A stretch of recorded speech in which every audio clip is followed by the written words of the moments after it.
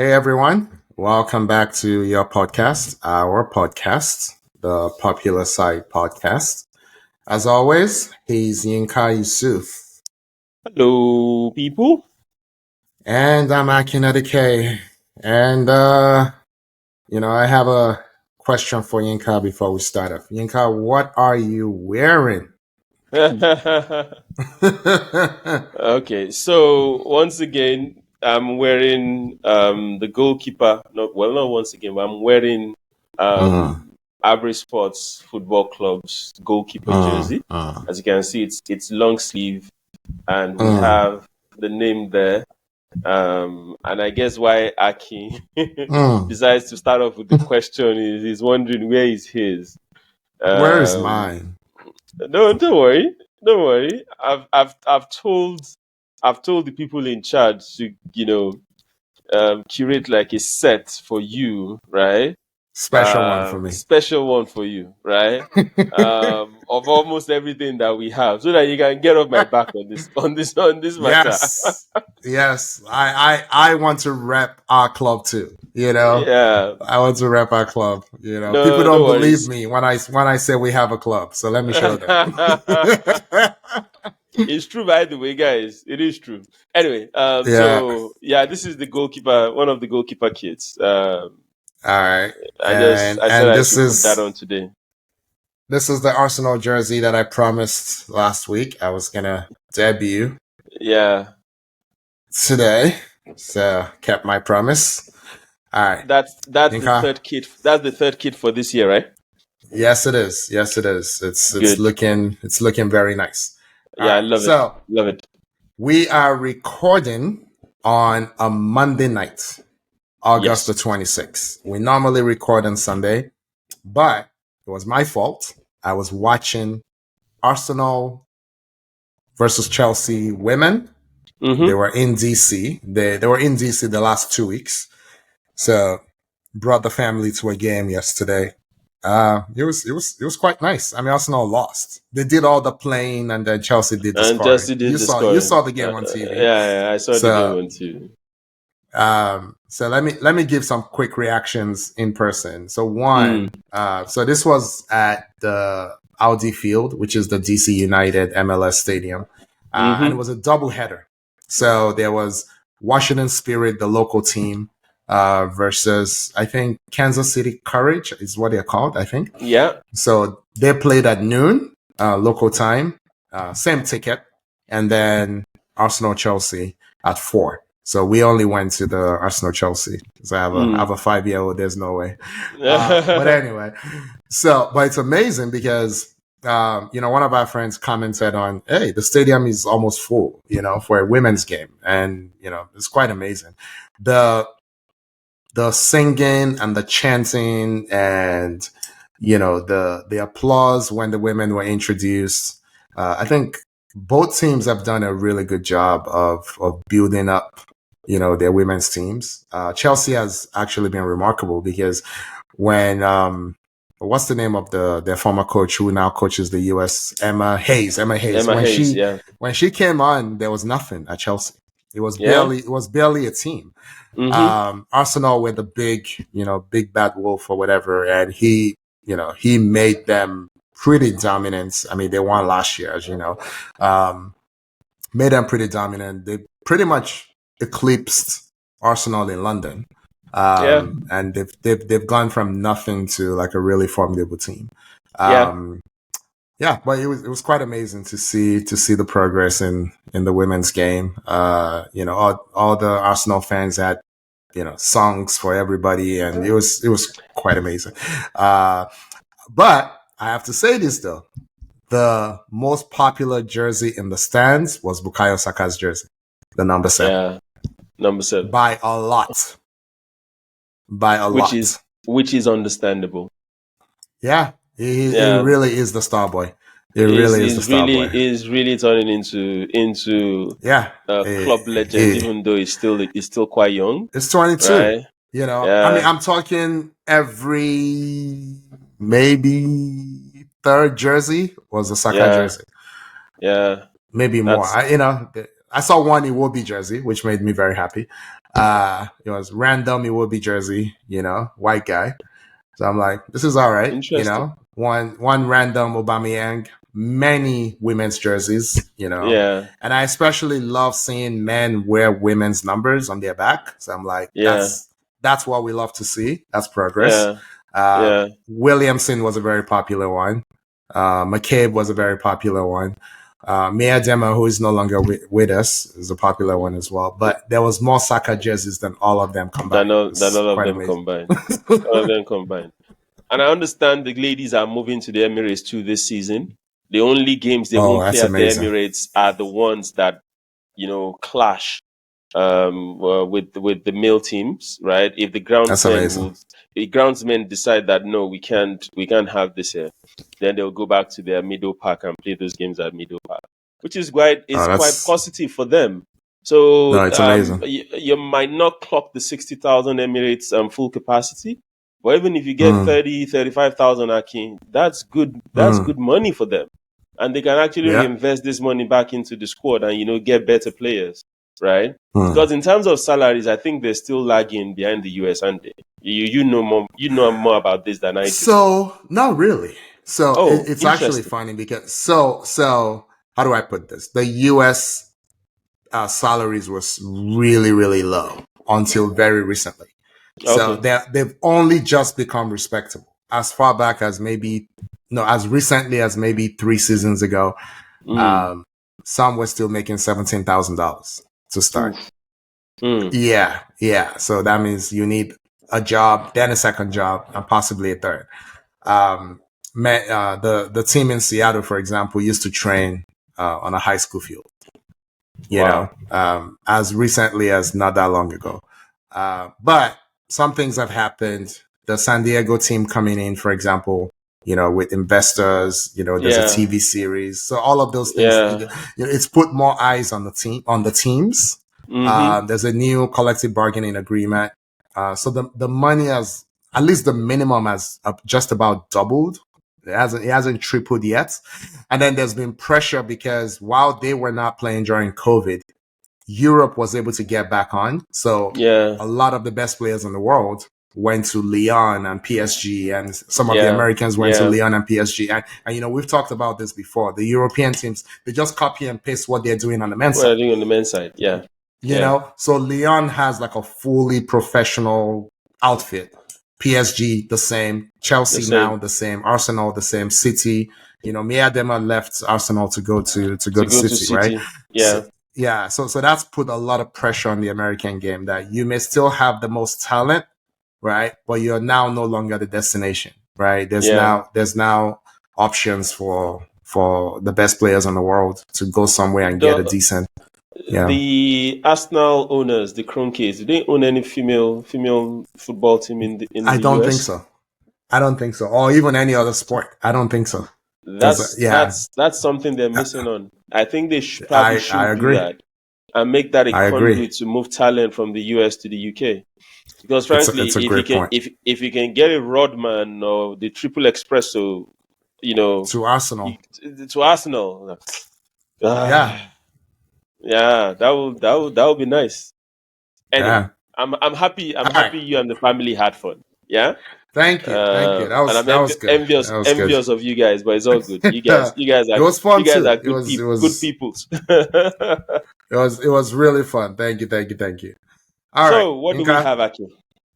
So we have to do, obviously, all the leagues have now started, including the Bundesliga. So we will do a quick review of the top 5 European leagues, a quick preview of what's coming next week. We didn't have a Q&A last week, but we have a question this week, so we will we'll look at that. And then the transfer window is closing at the end of this week in most of Europe. So there's already been some transfers, some interesting ones, and many, many rumors. So we'll check in on transfers as well and see what's out there that might be interesting. And we may crown a donkey of the week, I suspect we have many candidates. So, oh my God! Anyway. I have a prediction on the donkey, but we'll see when we get there. So when we get there, I'll let you guess first, and I'll see if you're spot on. All right, cool. All right, so in the interest of moving this along very, very, very quickly, let's just Yinka watches literally every game played in every country at every level every week. So believe that you believe anything. I believe that. He has a way of ingesting football while he's sleeping. If he sleeps at all. If I sleep at all.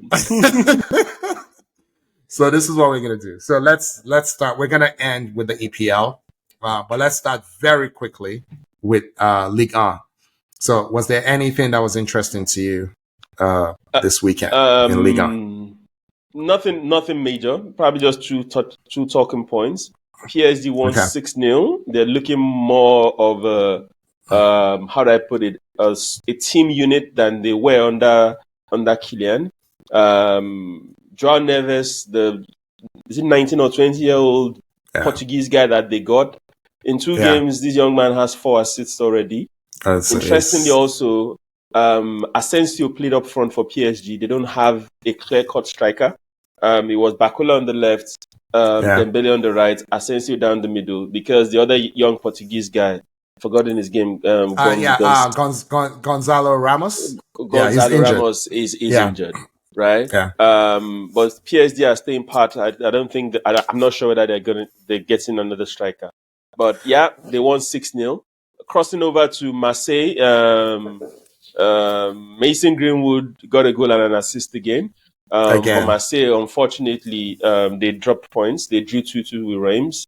And I think those are the main 2 talking points in terms of games.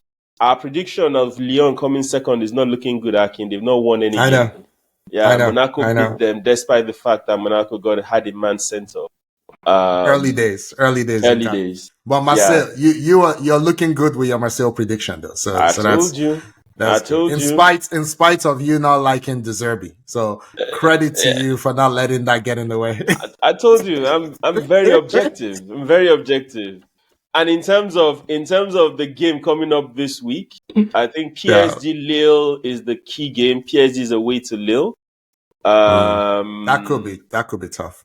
Then Lyon have a chance to get there first. They are up against Strasbourg. Strasbourg is not They're not good. They're not good. But there are no key games. I think the PSG Lille game is the main game for next weekend. So I think that's it. All right. Before we move on from Ligue 1, so one quick thing about the front line. So I think I see what PSG are trying to do. So if you look at Gonzalo, what did I call him? Gonzalo Ramos. Gonzalo Ramos. So he's a particular kind of striker. He's not the most dynamic. He's causing bunches, right? But again, it's like a miniature version and more dynamic version of a Giroud, right? Yeah. So he's good. He'll get the job done, but he's not gonna pull up any trees. Let's put it that way, right? But so I was thinking about this, Shinka. I'm like, with Mbappe gone, with money not being an object, with Osimhen being linked, and I know we're gonna talk about transfers later. Who would PSG rather have? Osimhen or Thuram? And just complete that Kolo Muani, Thuram, Dembele, trio. So it's good that you mentioned Kolo Muani because that's the other person we didn't talk about. So I thought Kolo Muani should have started. I expected him to start. But surprisingly, went with Asensio down the middle. And I told you, remember, Luis Enrique is stubborn and it does crazy stuff. I've never seen Asensio play down the middle before. Yes, he came off in the second half. I've seen him play down the middle mostly as a substitute. Yeah, exactly. Exactly. But in this case, he started down the middle, came off in the 60th minute or so for Kolo Muani. He didn't have that much of a good game, right? But I thought this would have been the time to say, Kolo Muani, you know what, this is yours. Go make this position yours. Or even Bakola. Bakola on the left side looks more of a striker to me than Asensio. Yeah? Yeah. You could have played Asensio on the right, moved Dembele to the left, and play Bakola down the middle. But he did his thing. Yeah, they're playing a team that is not solid in Montpellier, and they bashed Montpellier. But I thought, what's his name? Kolomani would have been more effective. So, but to answer your question, I don't think PSG are going to buy a striker. Okay. I don't know how long Gonzalo Ramos is out for, but I think they'll probably just see the season out with Kolomani. That's interesting. And Gonzalo Ramos up front, right? I don't think they're good enough for the Champions League, but keep going. Yeah. I mean, that was what I was going to say, right? Yeah. For the Champions League, I don't think they're good enough. But I think what Enrique is trying to say is, let me get the best out of the team. Before, people were all working to feed Mbappe. This time around, let the team work together and, let the team get better and develop together. But they spend good money on Neves. That boy is looking like a gem, right? Fantastic player. His vision is out of this world. His composure. Now, their midfield is made up of 2 teenagers. Because if I remember, Zaire Emery is a teenager, isn't he? He's 18. Yeah. Zaire Emery is 18. Neves is 19. And those Vitinha is not that old either. How old is Vitinha? Vitinha is not that old. Let me check. Vitinha is 24 years old. Okay, it's not that old. Vitinha is 24, right? So, young midfield, I'm sure they will make it through the rounds of whichever group they put PSG in, they will make it through. But yes, you're right. I don't think they're good enough to make any noise in the Champions League. All right. In the spirit of moving on quickly, we're gonna move on. Let's go. Let us go to Germany. Yes. Real quick, and tell us what happened at Bayern this weekend. Okay, so before we talk about Bayern, let's talk about the first game of the season, right? Oh yeah, which was Leverkusen away to Mönchengladbach. Mönchengladbach, right? Yeah. Mönchengladbach used to be Granit Xhaka's team before he came to Arsenal. He was the captain. He was the captain, yeah. And in that game, Leverkusen, 2-goal lead by maybe the 30th or 34th minute or thereabout. But the first goal was a cracker from Granit Xhaka, right? Yeah. He hit the ball perfectly. And the keeper had nothing. The keeper could not even. I mean, the keeper just did like that to satisfy right. Courtesy dive is what we call it. Exactly. The courtesy dive. Fantastic goal. And at that point, I was like, wow, Leverkusen, they're gonna just steamroll these guys and they'll move on. But all of a sudden, Mönchengladbach came back. They had a goal chopped off for offside. Yeah. And they scored 2 goals and they equalized. Yeah. And the game was like that for a long time. Towards the tail end, in injury time, they had chances to score. Leverkusen had a chance to score.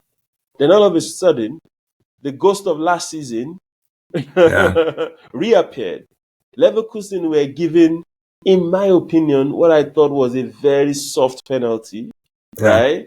And I thought, because the game, Mönchengladbach were at home, because when the tackle happened, they kept on playing.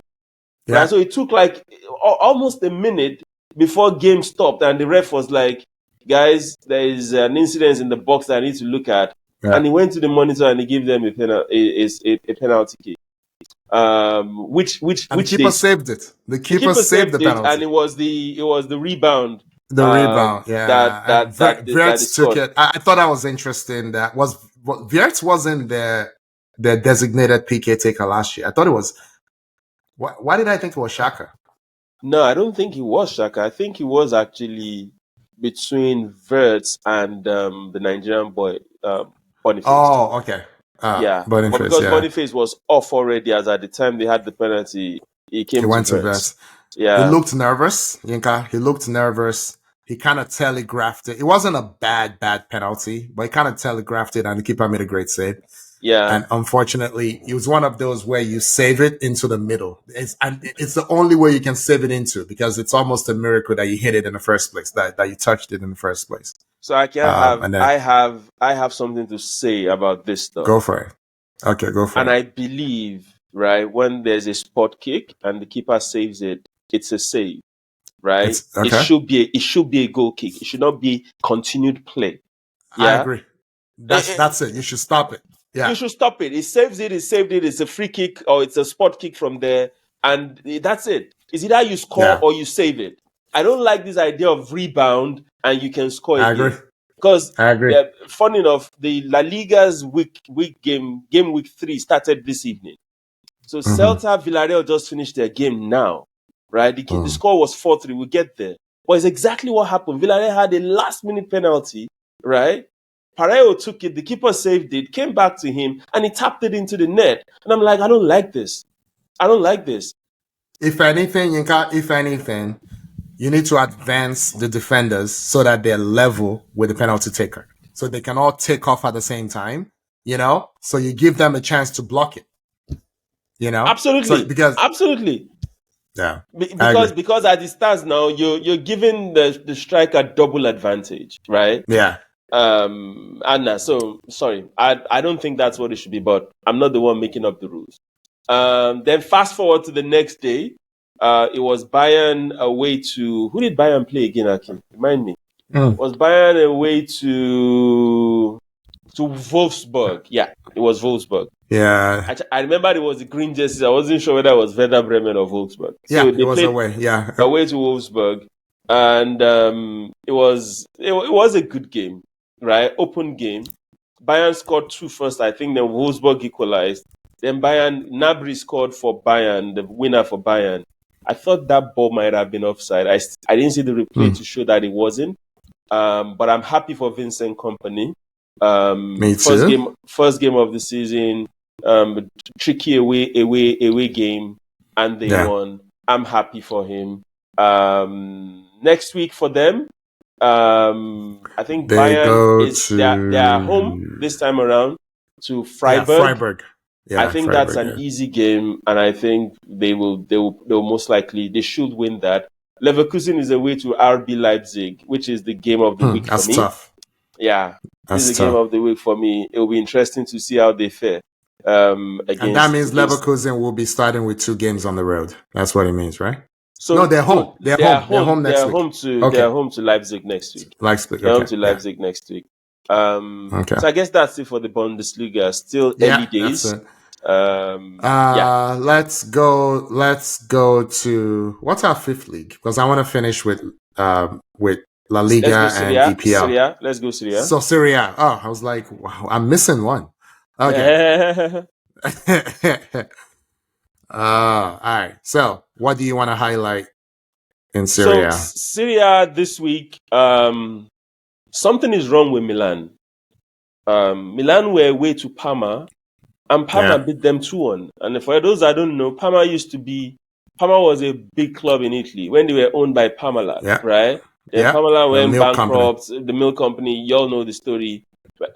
Parma introduced us to people like Crespo, Batistuta, all those, solid Argentine strikers. Is that it? What about the goalkeeper? Gigi Buffon also. Buffon came from Parma, yeah. Buffon came from Parma, absolutely. You're spot on. So I'm happy for Parma that they're back. But the Parma-Milan game was surprising. Milan looked a shadow of themselves. Yeah? So they lost. Parma beat them 2-1. And this is similar to the first game, the first Serie A week. Milan were down 2-0 at San Siro, and they had to claw their way back. So Parma took the lead, Milan equalized, and Parma scored. And Milan tried to get their way back, and they couldn't. I know these are early days for Fonseca, the new coach. There's not really a new squad, but there are new players they're trying to embed. They're giving Rafael Leao the reins now. This is your team, blah, blah, blah, blah. I like him. I like him a lot. But, they need to sit up. Or else, before they know what's going on, they will be out of the title race. This is not good for them. Inter won, by the way. Inter won 2-0. Napoli, what's his name? Antonio Conte era is now up and running. They won 3-0. Varaskelia scored, and the new guy they bought from Benfica, the Brazilian David Neres, he also scored. He came on and he had an assist. He didn't score. Sorry. What we're hearing is that they were playing Bologna, who they were playing Bologna. Were good last year, but now they've lost their coach. Thiago Motta is gone to Juve. Joshua Zirkzee is what they say. We should call him. United. Gone to United. Calafiori is at Arsenal. Is gone to Arsenal. So you're totally spot on. They're a shadow of themselves. If they're not careful, they might be battling relegation this season. Yeah. They might be battling relegation. They need to spend some of that money. Money. Juve, on the other hand, they're looking very solid. They won this evening 6 goals. 3-0. Vlahovic got 2. Then they have one black boy that plays left wing. I don't know his name. In fact, today is the first time. I'm serious. Today is the first time I actually saw him play. And I'm like, let's find out who it is. Yeah, so his name is Mbangula. No, never heard of him. I never heard of him. Samuel Mbangula Chifunda. That's his name. Nope. He's 20 years old. He's sounds Belgian. Belgian. Sounds. But obviously, sounds Zambian. Yeah. That young boy is a problem. That young boy is a problem.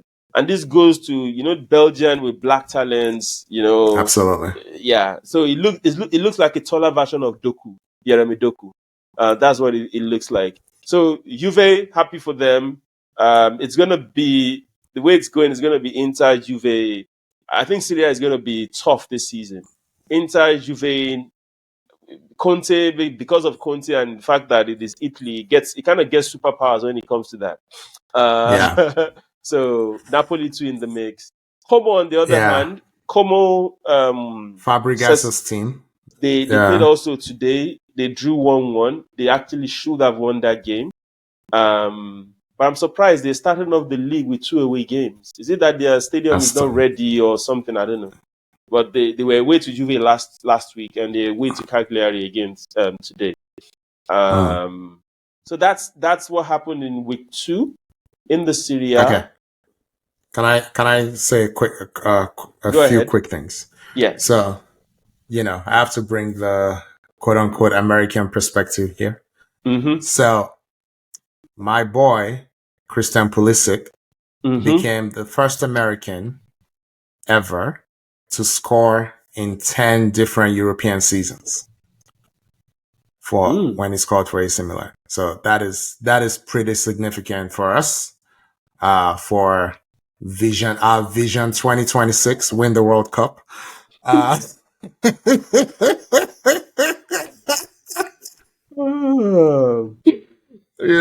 So I mean, this is our superstar. This is the only one we got. So, is all we have. So yeah, but I thought that was significant. Obviously, guys like Clint Dempsey, they just didn't play long enough in Europe. Because he would have scored in every season he played in Europe. Brian McBride, guys like that.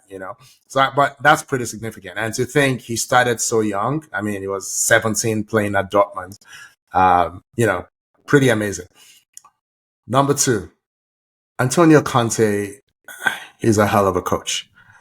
I mean, I was just thinking, remember someone was asking us in our group if anyone has ever come from relegation to win the league.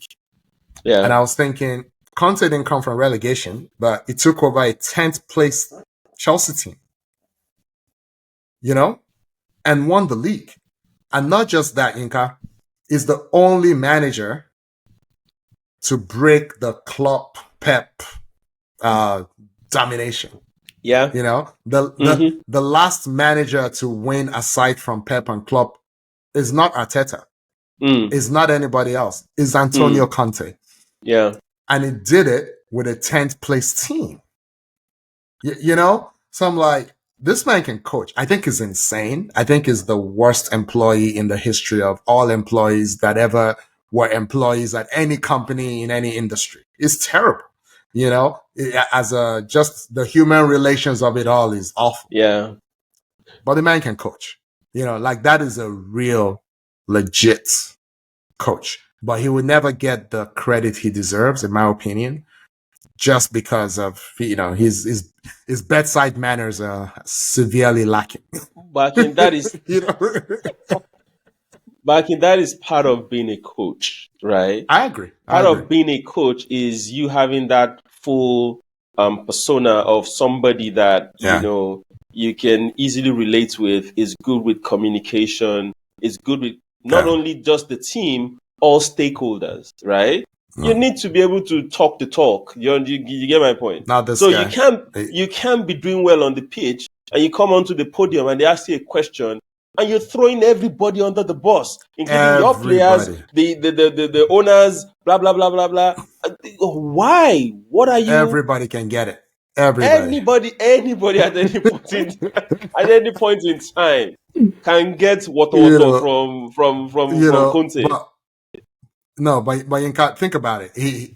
I think Antonio Conte is who Diego Simeone is lying to us that he is. Yeah. You know what I'm saying? So Diego is cosplaying Antonio Conte. Is acting like a tough, get it done, get stuff done manager. Up to dressing. You know what I mean? Like Conte is the black guy. But Conte actually gets it done. Give him a team, and if he can win with Napoli, that will be the third Italian team he's won with. Come on, that's crazy. Yeah. That's crazy. And I would never hold Spurs against anybody, so I'm just gonna pretend that never happened. That was just for him to go feed his family or whatever, pay for his girlfriend, whatever it is. So I'm like, I'm gonna pretend that never happened. So I'm striking that from his resume. It's like Everton on my guy's resume, Ancelotti's resume. We're gonna pretend that never happened. But it's interesting. Anyway, though. Can you imagine Ancelotti, Everton, Real Madrid? How? Anyway, that's another discussion for another day. It just sometimes it happens. All right. So the only other thing I would bring up is Osimhen, but we're gonna talk about it. No, we'll talk about that later. But next week, there are a couple of games that are quite interesting in the Serie A. Roma is coming to Juventus, and Lazio they're hosting Milan. Then also Atlanta is going to Inter. Inter is hosting Atlanta. So next week in the Serie A is looking quite juicy. Those games will be very, very interesting. So I forgot to say something when you mentioned Parmalat. So my old law firm, because I worked at the law firm to start my legal career for 5 years. Back then, this is 05 to 10, and Parmalat was like the biggest case because we're pretty much a European London-based firm, and that was the one case. I didn't do litigation, but the people in litigation, that's almost everybody in litigation was working on it. It was a massive case. It's massive. But anyway. Okay. Let us leave Serie A. Let us go to La Liga. Let me start with, I saw this, I believe it was ESPN FC. This, sometimes they just throw this asinine discussion points. Yeah. And they're like, is the Barca front three better than the Real Madrid front three? Who's the Barca front three? And I'm like, so Lamine Yamal. Okay. Robert Lewandowski, and who's the guy on the left now? Remind me. Rafinha? Rafinha didn't even start. It was someone else that started. Rafinha didn't start for Barca, I don't think. It was someone else. Rafinha started. When was the game? It was on Saturday. It was on Saturday, right? It wasn't Ferran Torres, was it? It wasn't. It was somebody else. It wasn't Ferran Torres. It wasn't Ferran Torres. So on Saturday, no. So maybe we're mixing it up. So actually, the four of them started. So it was Yamal, Rafinha, Ferran Torres, and Lewandowski. So I don't know who they're referring to as the front three now. Yeah, let's say, for the sake of argument, let's say it was Ferran Torres. Rafinha. Let's even say Rafinha. So Okay, they're let's like, see, oh, Rafinha. but the offense is working so well and everything is so great. And, could they be better than Real Madrid's offense? And I'm like, you must have run out of things to say, which is disgraceful because there's so much you could have discussed. But anyway, so you can tell us what happened. Tell us what happened in La Liga. Okay, so La Liga, interestingly, La Liga's, I mentioned earlier on, their match day 3 started today, right? Why Which was is the that? game. I guess they want to get 4 games in before the Champions League or what? international break. Oh, International break is got it, next got it, week. got it. So maybe they want to get Okay. 4 games in, right? But in match day 3, match day 2 rather, which happened over the weekend. Madrid won 3-0. Yeah. Barca also won 2-1. Barca played Atletico Bilbao. So it was Yamal versus his good friend Nico Williams. Nico, yeah. Yamal scored. Nico didn't, yeah. But Nico had a very good game. Yamal too had a good game. Lewandowski is looking very sharp. Yes. I will give it to him, right? Yes. At his age and stuff, playing with young boys, you won't believe he's way older, that he's old enough to even father some of those boys, right? He looked the part and he had several chances, and I'm quite happy for him. And I think Flick is beginning to, maybe Flick has, reinvigorated him kind of, in terms of, playing style, what I want you to do, how I want you to play. Don't bother with coming back to come and be involved in the play. Just stay up front and just make runs and be a nuisance for the centre backs. Yeah, you can run side by side, but don't run north and south. Exactly. Don't bother yourself. So I like what I've seen so far from Lewandowski. Now, flip to the other side, the Real Madrid game. Akin, everything I said last week repeated itself this week, right? I know it's early days. Mbappe Vini doesn't look like it's working. I'm sorry, right? Up until we Valverde predicted scored, it though. Yeah, up until Valverde scored that goal, right? It was 50-50 between Valladolid and Madrid. And until those young boys came on board, Diaz and Endrick, that was when the game then opened up, because these boys were playing with each other. They were happy to knock the ball, do 1-2s, and they scored 2 good goals, Diaz and Endrick. Yeah. Mbappe and Vini, like I said last week, it was like tag team wrestling. You. They were not playing together. Individually, they had flashes, right? And I'm worried. Ancelotti needs to sit the 2 of them down and tell them, this is not an ego or I'm a bigger player, I'm the better player competition between the 2 of you. If you all don't play together, we will be found out. And one of you will go to the bench. One of you will go to Saudi. Or worse still, one of you will go to Saudi. But those are the 2 key games. Akin, what's your take? Okay, so quick one. So this is the beginning of match day 3, not 4. So they're gonna play match day 3 throughout this week, and then match day 4 over the weekend. Yeah, absolutely. Okay, so one, James Rodriguez is back in La Liga. Is signed for Rayo Vallecano. I can't tell you how excited this makes me. I am a huge fan of this guy. I was about to say this kid, but he's no longer a kid. We've known him now for 10 years. He came out, he came out the blocks at the 2014 World Cup in Brazil. Now, the injuries are always the problem. But don't look now. Rayo have 4 points from their first 2 games, and they play Barcelona. Next. So I'm like, anything can happen, So I'm really looking forward to this. All right, so that's one. Remember our conversation the other day about Henry versus Mbappe?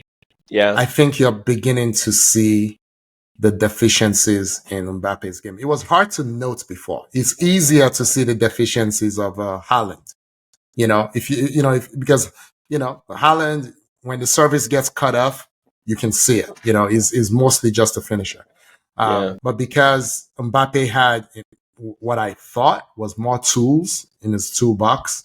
And everything was built around him. I think you're beginning to see the deficiency now that everything is not built around him, and he never really developed good habits as a number 9, right? He would just say, I don't want to play number 9. But it's not really that. You can't play world-class number 9. That's really the issue. You can't, the modern number 9 is not what it used to be. Like you have to be able to bring others into the game with you. You have to be able to be a focal point, ping passes off of you, all of that stuff, your runs, and not just run, meaning when you're running fast, but the runs you make that draw defenders away from your teammates to open lanes for them. He's not doing those things, So he has a good coach for this. This is the same coach that pretty much completed the Ronaldo evolution, I believe, that Zidane started. So he can do it, but will Mbappe listen? We'll see. Well, so those are my thoughts. Age is on his side. He's 25. For now. He's 25. Yeah, age is on his side. He's 25. And I believe Ancelotti is not a coach that you can just push aside. If you get what I mean. Yeah. Right? And I don't think Mbappe has the star power yet to fire a coach. Yeah. Oh, you'll be surprised. Oh yeah. Okay, maybe not at Madrid. Yeah, maybe not at Madrid. Yeah. So, and the other thing I believe is even if you're going to fire this coach, is they'll most likely go back and get Zidane. Yeah. If anything happens and they get it, and Zidane is like baby Ancelotti. Zidane in himself is do you understand? Zidane is it's Zidane. You can't, if he tells you stuff, you should listen. Not look at him and say this is a nonsense coach, doesn't know what he's saying. Yeah. So I believe this can be rectified. Right? And the sooner they do it, the better. Because once again, the Real Madrid fans, they don't take prisoners. Once they wave the white flag for you, you're gone. I mean, I say this thing jokingly, but that's it.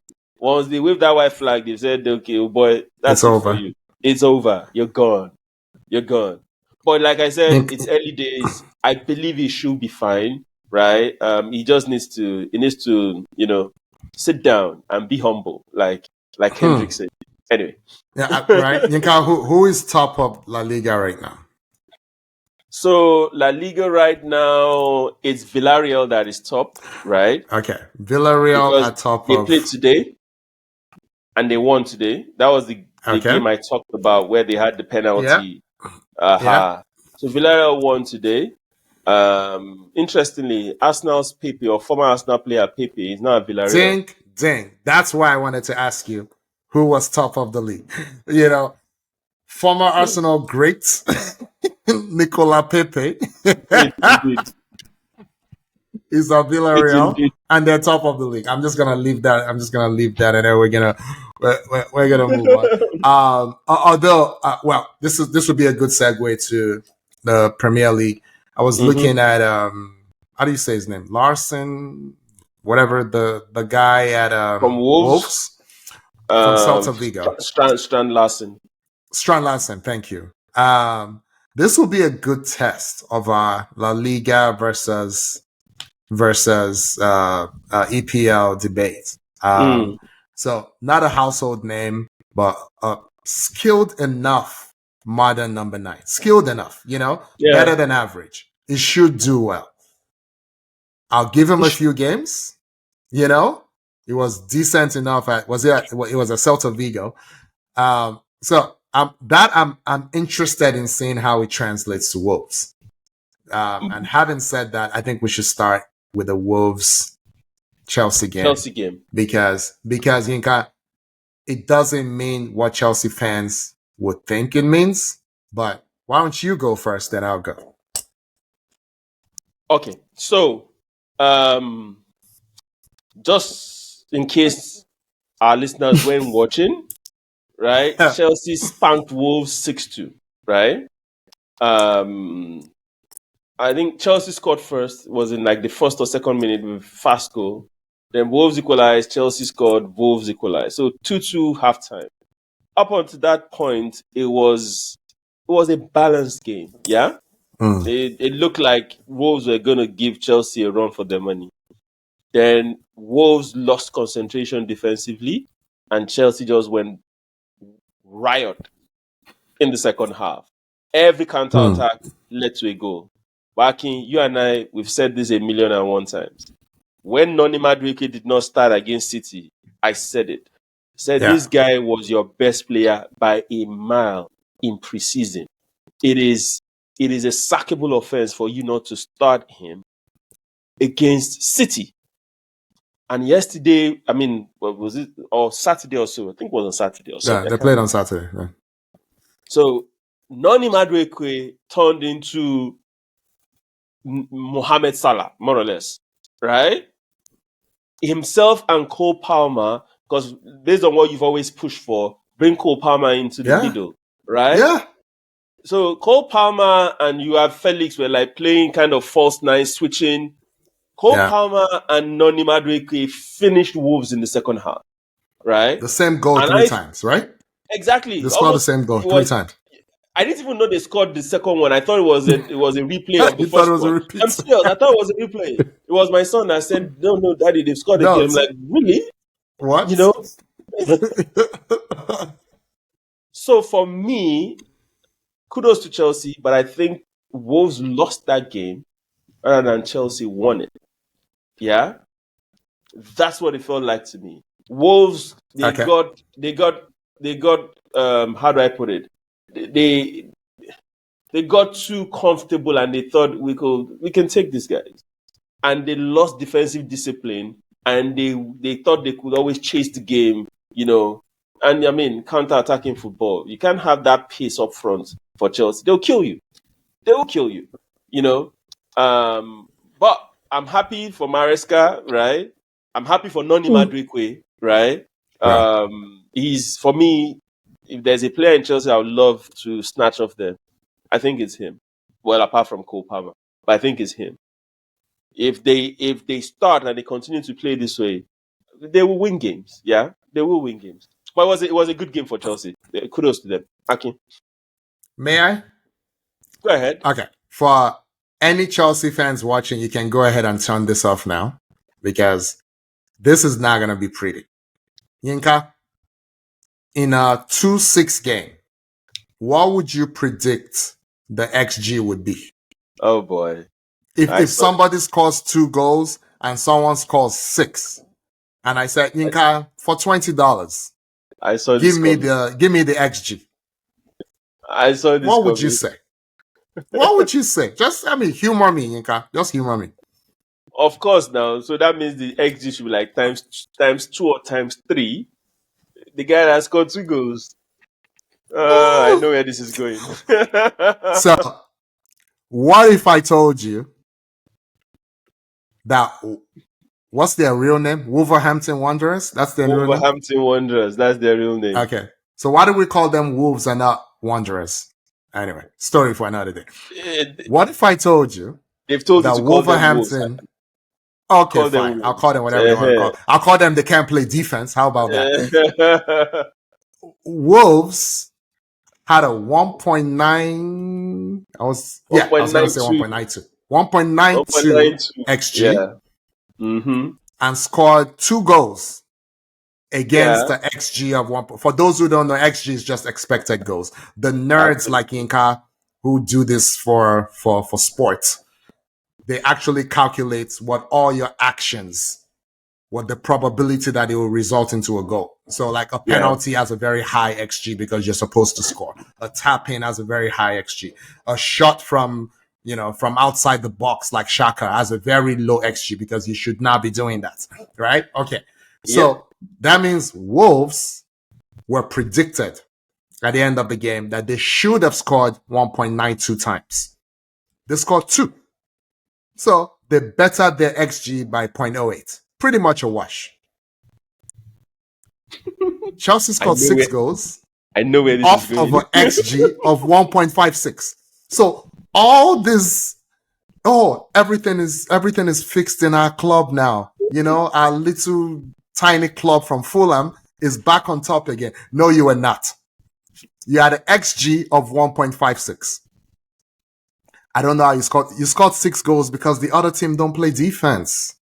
And their goalkeeper had a horrible day, right? Was it Jose Sa? I just want you to say it with your own mouth. It was Jose Sa. Okay, I told you he can't keep. I don't tell you now. He's not good. That's why they want to buy Aaron Ramsdale. Jose Sa is not a good goalkeeper, Yinka. We'll talk more about goalkeepers when we get to Ipswich. Okay, because that guy should never play. He should never play in the EPL again. Norwich or whatever his name is. So, Chelsea fans, enjoy this. I think you will catch some people unawares, and you will. And you did this last season, so this is not news. I mean, you played some really. I mean, what was the 9-9 or whatever they played with Spurs or whatever it is? Yeah, was the 5-4 with whatever City and stuff. Two clubs going absolutely nowhere. So you will catch undisciplined, ill-prepared clubs.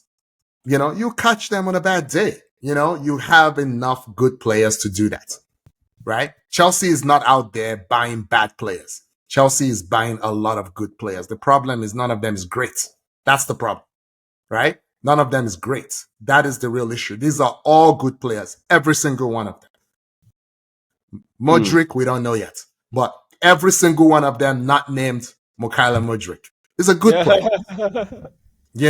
But you can only feel the 11 of them. The day you're allowed to play 22 while someone else plays 11, you win the league. Because you have more good players than anyone else. Okay? But you have no defense. You have no defensive awareness of any kind. We just saw last week Kovacic, 57-year-old Kovacic that you sold for 25 million. Did you see him run past your 250 million midfield on his way to go score? Did you see that? So I'm not impressed by any of this. Okay, I'm not impressed by it. You had one decent half. Good for you. Have a nice cold one. And then you come back into the real world next week. It doesn't mean that you can't beat City. It doesn't even mean that you can't beat City and Arsenal. Because you almost beat Arsenal last year. Yeah. So you have good players. If you know which one of them to play. But unfortunately, you now have a worse coach than you did last year. Maresca is not a good coach. I'm sorry. He's not a good coach. He's not a good man manager. But go ahead. Let's talk a bit more about Maresca, right? Mm-hmm. I don't know what's the problem with this guy. You can't continue to do this to all your players. In the post-match whatever, they asked him about Mykhailo Mudryk. And he threw the young boy under the bus. And I'm like, you did this to Sterling openly. You've done this to Chilwell openly, right? Is it that? Are you going to get rid of this young boy too? You paid £110 million for him. It was what, 25? Literally, it was what, 25? What is going on here, right? Yeah. You see, I'm not a coach, right? But I would expect when we're players, coaching personnel only in a room, I can tongue lash any player, and it stays within those rooms, within the confines of those rooms. I will not go on a podium, right, and throw my players under the bus. No, it's not proper. You don't do that. But this guy, this is your second game already. You just I'm not happy with Mudryk. There are some on the ball. He did ball off the ball. He needs to do better. I'm like, dude, this is not what you should be saying on the podium. So, Yinka, some people will call that tough love. And that's frankly, tough love, Akin. If you're a championship winning coach, if you're a World Cup winning coach, I may give you the time of day. Right? If Mourinho used to say it, remember Mourinho called Samuel Eto'o an old man, Mourinho used to say to everyone, right? But now Mourinho is probably the personality in all sports that I hate the most. But I respect the hell out of him, right? Because he's a winner. He's a serial winner. I can't stand him. I would never want to be friends with him. I don't find him charming. I don't find him exciting in any way. I think it's like Trump. Okay, not my speed at all. They just talk, and not a fan. But the results don't lie. But who is Maresca? So who are you? You won the championship. Whoop-de-doo. So like I said, I think it's gonna be gone by January. We said this already. So the countdown is on. Okay. If you say so, I think it might last a bit longer. This guy. You can think about it. This guys used to win 8 trophies in 8 years with 7 coaches. That's the Chelsea DNA. They don't care. Fair point. They got rid of Tuchel after the Champions League. They got rid of what's the name? The Italian Di Matteo after the Champions League. Then they got who is like Di Matteo was the ultimate gentleman in sports. Who doesn't like this guy? He was a Chelsea legend, or he's still a Chelsea legend. It's like firing Zola. You know what I'm saying? Like, Di Matteo, he has no enemies. Like, he's the nicest man in football. They got rid of him after winning the Champions League. Anyway, So let's quickly run through. Not really run through. City won. City spanked Ipswich. You were going to say something about the Ipswich keeper. The goalkeeper. I believe they got him from Burnley. I believe. I don't even know where they got it from. I think that was Burnley's goalkeeper last year, Yinka. I think they paid £15 million for him. They need to go ask for their money back. The same Burnley guy that had so many errors last year. I think that was him. I think that's him, Yinka. I think that's him. What's this guy's name? Ipswich. Hold on. I'm Ipswich. Wow, goalkeeper. You're right. They got it from Burnley. You got it from Burnley. That's it. Muric, not Nuric. Muric. This man needs to go to another league. I don't want to disparage the man, but the way, those 2 goals, come on, man. What are we, anyway, let's stop talking about him. So I may need to revise my take on Ipswich if he continues to be the goalkeeper. But my sense is he's going to lose his job after the first 5 games. I can't see them continuing because that team is good. That team is good enough to beat teams as good as Fulham, in my opinion. Yeah, they're good enough. Let's talk about Bournemouth real quick. Bournemouth, Newcastle, Yinka. Because your friends, the referees, and VAR, their cousins, they're at it again. So tell us, what did they do this time around? So there was a potential game-winning goal for Bournemouth. I forget the guy's name, African dude. Semenyo. No, not Semenyo. Tall guy. It's not Diawara.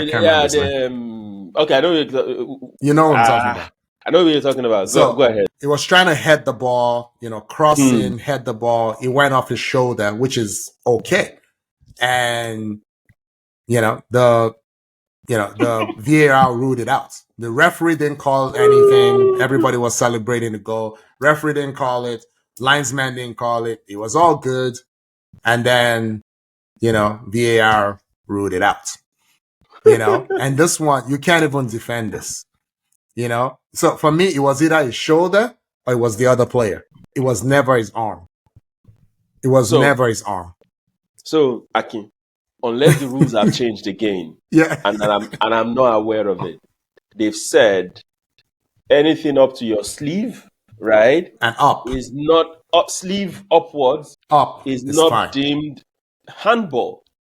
Yeah. That was what we were told. So when they were watching the replays, and I'm like, this thing hit the man on his badge here now. He hit him here. What are we talking about? He hit him here. And they came back and they were like, go cancel because of handball. I'm like, sorry, what is going on? Maybe there was a handball in the lead up. Yinka, you know what was bad? They didn't send the referee to the monitor. They said it was a factual handball, is what they call it. I've never heard that before. But they said it was a factual handball and there was no need to review it. Akin, is all BS. At this point, for my mental health, whatever, I've decided I'm not going to talk about refs anymore, right? Yeah. Because if maybe a good segue to the Arsenal game, right? Yeah. Oh, am I being biased because I'm an Arsenal fan, right? That game, there were so many challenges, so many things that the ref should have given Arsenal 50-50 balls, he'll give it to Villa. Villa will do exactly the same thing he will say play on. And I'm like, what is going on here? Right? What's his name? McGinn slammed the ball into Saliba on the ground, right? Yeah. And the ref was Nothing. like, yeah, that's fine. They were kicking Saka all over the pitch. The ref was like, that's fine. First foul by Declan Rice, yellow card. I'm like, Yellow what card. is going on here? So Amadou Onana should have been sent off. He hacked Saka down, should have been a yellow. It was not given. And then he did a just as bad one later. Got himself a yellow. That should have been a second yellow. There was a decision. So one, I feel bad for Aston Villa because I think they just don't have enough players. You saw them within the first, I think it was the first 24 or 23 minutes. 3 or 4 of their players went down. Cash had to be substituted with the 18-year-old kid at right back. And then the next one to go down was the Jamaican kid, Liam Bailey. But something in his hamstring, he was able to get up and and walk it off. And then Onana, Timber inadvertently poked him in the eye, right? So they had to put eye drops in and shake his head like this and all that, Yeah. But the Cash one, I think it was the Cash one, not the Bailey one. With the Cash one, Havertz had the presence of mind that Cash had played him onside, and he should have been allowed to proceed.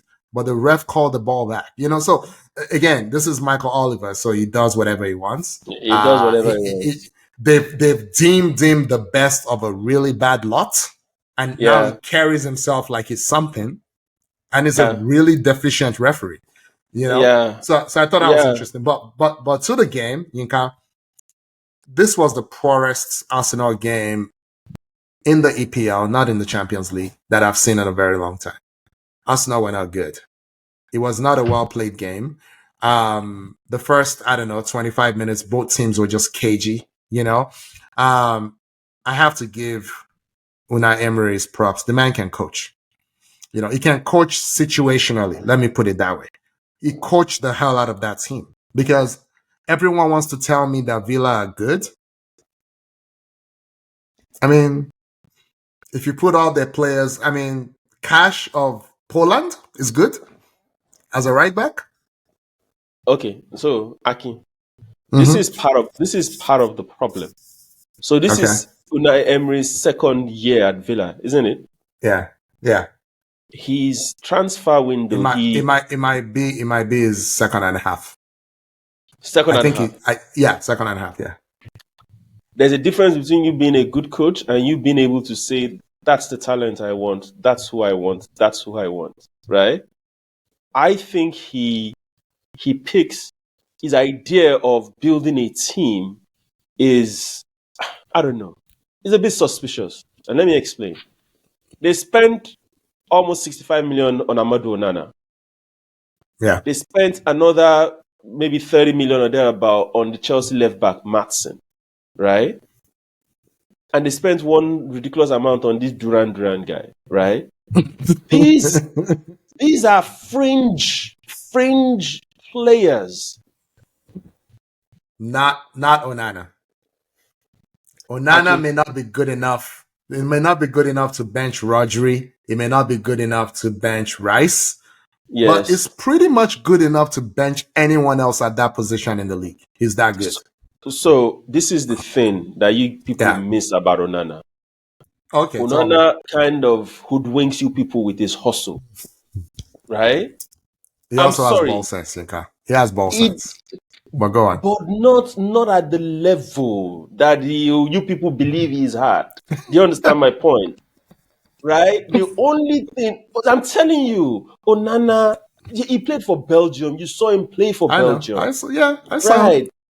He's when he tackles with aggression. When he runs, and people say, oh, he's good. I'm not saying he's a bad player, but he's not your top. It's not 65 million. I know that. It's not 65 million. And there's a confusion as to what is his best position, right? Some people think it's defensive midfield. Some people think he should be box to box. He himself, he does not know. It's Rice. Yeah. When he was at Everton, he wasn't starting. Do you understand? And it's because there are obvious deficient aspects of his game, but this is always it's hidden because of his hustle and his hard work, and and his height. He's like 6'3", 6'4". It's a big dude. When they said Arsenal wanted to get him as a CD, I'm like, nah, I'm not really a fan of Onana. He's a good player, but who I wanted? Player. Who I wanted was Douglas Luiz. Okay, Douglas Luiz. I want Tielemans too, but Douglas Luiz for that position, yeah. So for Villa to say, let me get rid of Douglas Luiz and bring in Onana, that has always been my problem with Emery. Emery did the same questionable calls while he was at Arsenal. Yeah. Do you understand what I'm saying? That is it. So if you give him a crop of players, yes, he's a good coach. I think you hit the nail on the head. You called him a great situational coach. He's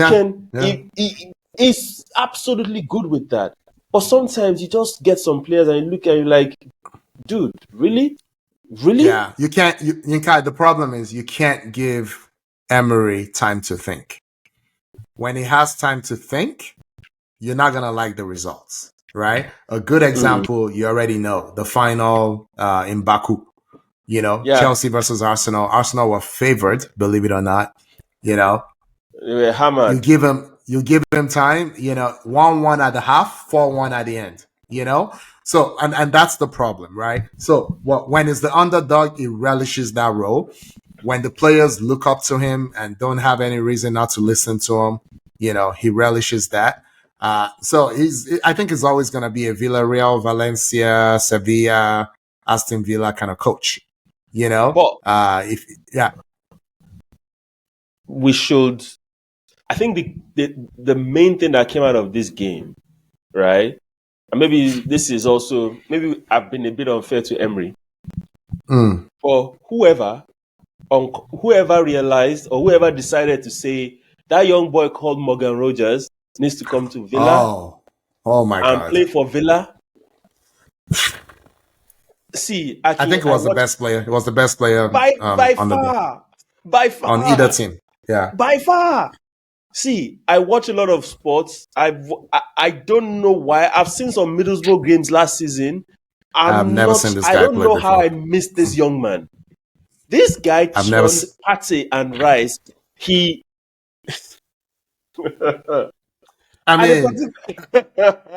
felt like he was. I felt like it was doing. It just felt like, I don't know if it really was. It was doing like no look passes. That's what it felt like to me. It felt like he was playing in a park with his friends, and they were not at his level, and it was way above. He turned Rice and Partey into who can I Rice. say into Partey Rice. Partey Rice. Akin, pace, power, composure, movement, the full package. It was unbelievable. And I'm like, this young man is a player. He's a very good player, right? Best player on the pitch. Best player on the pitch. Best player on the pitch. For me, Best player on the pitch. Well, best outfield player, because David Raya was, oh my God. That was going to be my second talking point. Yeah. Now, a lot of people last season were saying, Raya this, Raya that, Raya blah, blah, blah, blah, blah, blah. Oh, he didn't deserve his golden glove because his defense that was shielding him. All the stuff. And I said, right, I think Arteta, in trying to cater to Ramsdale's feelings and trying to assuage the fans that love Ramsdale, it kind of put some doubt too in Raya's mind. I agree. And it was obvious all through last season. But Raya now knows, even if I mess up, next game, I will still start. They've already paid 36 million for me. So. They've already paid 36 million for me. And this other guy that is supposed to be my competition is off. Do you understand? Nobody wants him. Nobody wants him, Yinka. We'll get to that. Nobody When we talk wants about him. transfers. Raya saved Arsenal last week because if Strand Larsen had scored that header, that game would have ended the way it ended. Yeah. Same thing. Raya saved Arsenal, right? This game. A lot of people were harassing, what's his name? Watkins. Watkins. We are asking Watkins that how he should have. I'm like, the second one, he did all he needed to do. The first one is the one that I thought, okay, that one was on you. You missed that. It was bad. But that second one, he thought Raya is already on the ground. All I needed to do is just place this ball on target. There's no way this young man is getting up. That's it. That's That's what he thought. But Raya bounced off the floor like a tennis ball. He landed. The guy just sprang up and he pushed the ball again. That saved Arsenal's game. If that ball had gone in, it would have been a counter-attacking, game, and Villa would have probably ended up winning 2 or 3-0, right? Because there was doubt in Arsenal's mind from last year. So for those who don't know, Villa were the only team to beat Arsenal home and away last year. So Arsenal took 0 points from Villa, took 4 points from Liverpool, took 4 points from City. If they won one of the 2 Villa games, they're champions. It's that simple. Absolutely. They lost the league by 2 points. So you can get your 2 points anywhere. There was a home and away game. I don't remember which was which. West Ham and Fulham. They were not good. Those were the 4 games. And the Villa games were good. They just Arsenal didn't score. Yeah. One West Ham game was really bad. One Fulham game was really bad. Really bad. And that was it. That was the championship right there. So I feel like Arteta is going, every fixture, and he's saying, let's do better than we did last year. If we didn't win, so now against Wolves, I think they beat Wolves home and away last year, so that's not a problem. But this one, 0 points last year, now 3 points. So you add that to the column. And just to buttress your point, I told you last week, I said, I don't think Zinchenko will start. I said it. I said, I think Timber will start. Timber, that was good. He looked good. Game. He had a very good game. Two other talking points. Saliba, by now, I think it should be a foregone conclusion. I think he's the best centre-back in EPL now. It might be player of the year at this. At the end of this season. It's very possible that it will be the player of the year. That run and that tackle, had red card written all over it. The fact that he made it a clean tackle is amazing. Yeah. That's one. Second point, Arsenal fans need to stop this Leandro Trossard, Martinelli comparison. Someone needs to be benched. Someone needs to start. They're so different. Different. It is just complete. Martinelli's off form. I tell people, do you know, right, that the fact that he's hugging the touchline actually gives room to other players on the pitch. Everyone else, He gives room to everyone else. Because Arsenal inverts on the left side. They don't invert on the right side. It's a strategy, but people don't watch. They don't watch closely enough. But don't watch that. Zinchenko said one day, he said, what the coach tells me is once I get the ball, if I can give the ball to Martinelli, I've done my bit. I don't need to do anymore. Martinelli one-on-one is a headache. Trossard one-on-one is not a headache. No, he's more of an interplay kind of player. You know what I mean? Exactly. So when he gets the ball, he cuts inside because he's more of he's an inside left, 9.5, 10.5 kind of player. He's not an 11. Yeah. So all this, Martinelli should be dropped, the Trossard to start. It depends on the game and who you're playing. I believe the coach will look at the game and be like, Trossard is decent enough to start based on the way they play. I think I'll start Trossard instead. Or, no. I need someone to be able to put pressure on there. Because Cash is a problem. For Villa, Cash overlapping and Cash also defensively is a problem. Yeah. It's a really good play. Trossard is a liability defensively. Trossard is not going to track back as well as Martinelli. So all these, Trossard should bench. No, it's not a bench or who starts matter. It's which player is better for the game that we're about to play situation. right? And this is my point. So, These players, okay, quick one. These players go are for on it. social media. They see these things, right? Some of them might be in their feelings, look at it, and they'll feel dejected, and they might not even play to the best of their capabilities. So I don't understand all of a sudden. Oh, even someone went as far as saying sell Martinelli. I'm like, what is going on with these people? Is this recency bias or what? Oh my gosh! It is. Anyway, It is. It is. take it away. So, okay, I'll make it very quick. So, in my opinion,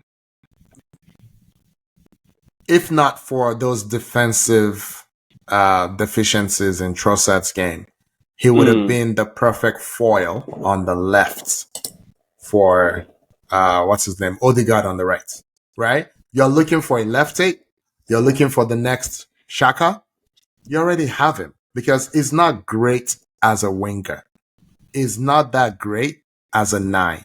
Okay, where he really should be playing, because if you look at him, his moves, they look very much like Odegaard's moves. They make the same kinds of runs. He just duplicates on the left what Odegaard does on the right. But Arteta is no fool. He knows that you have to be secure in one or both of your flanks, right? So that's why he wants like a more defensively switched on. Xhaka is not a great defender, but Xhaka is big.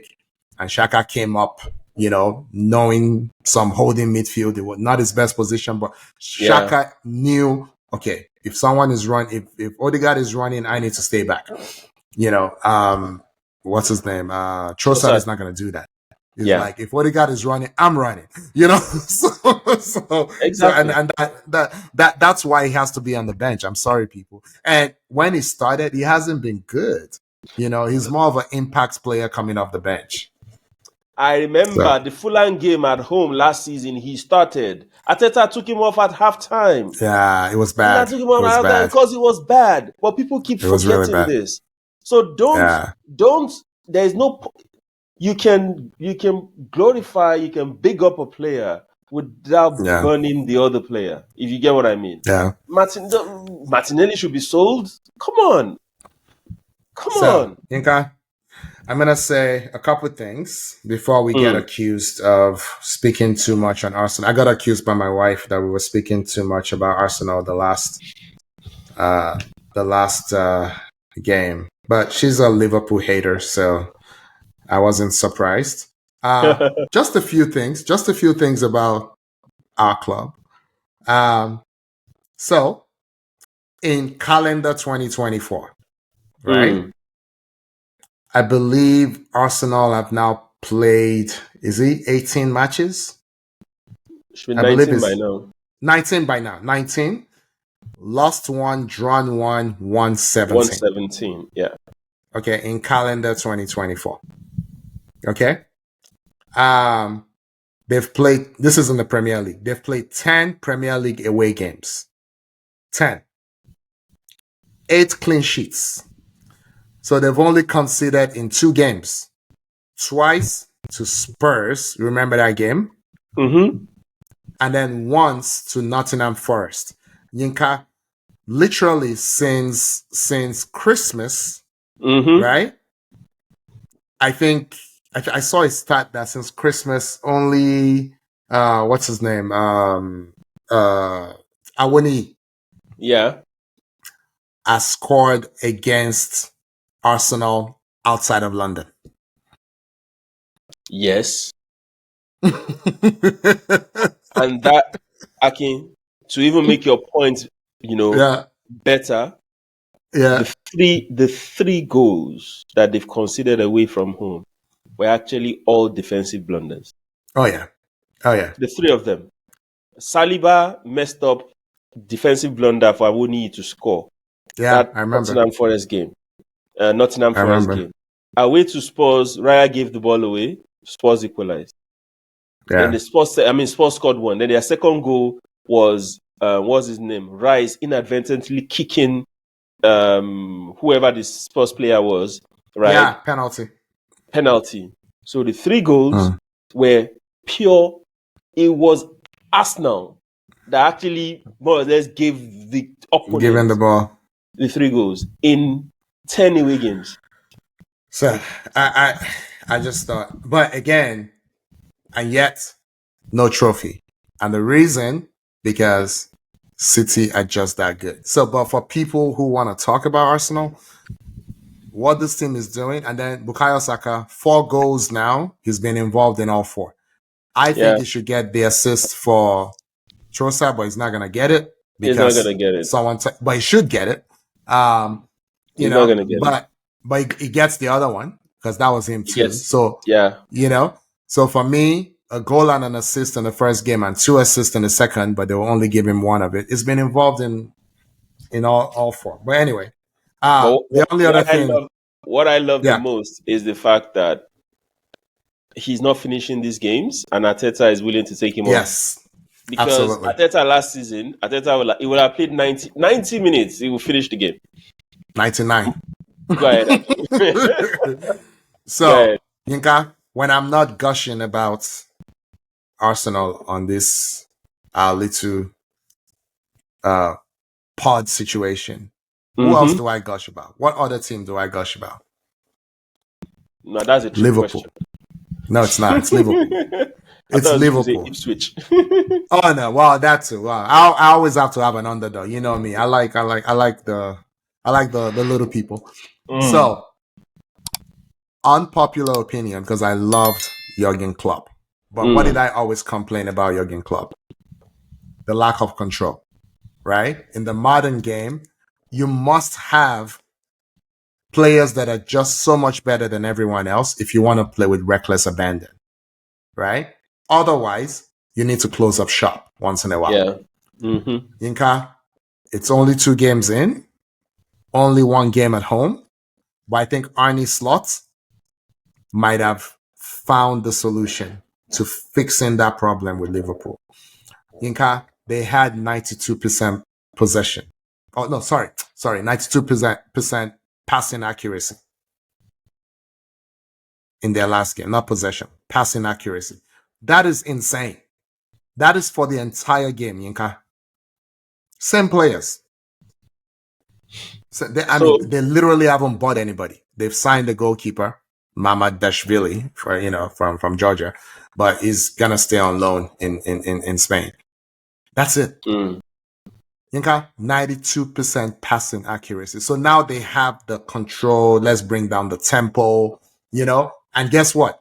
Salah is still doing Salah things. Nothing's changed on that front. It's probably sharper now than it was last season. So anyone who thinks they're not title contenders has not been watching. They're doing all this without Darwin Núñez doing anything.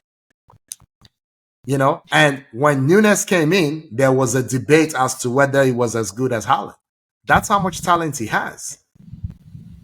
You know what I'm saying? So I think they're a legitimate, in my opinion, title contender. Arne Slot, I think they chose the right guy for the moment. But I don't know what you think about it. So, to some extent, I agree with you. But once again, I think it's still early days. Yeah. Okay. They've had favorable fixtures, right? Ipswich away, Brentford at home. That Brentford game, they won 2-0, but Brentford had some very, very decent chances, and Brentford actually broke them down, right? They scored one goal was on the counter attack. In fact, both goals were on counter, right? But I agree with you. But I would love to see them, face stiffer tests, because I believe these 2 games weren't as I don't think they will be as explosive as they were on the club, but they will have more control. So I was going to say maybe the stiffer opposition next week will be United, but I now remembered it is United.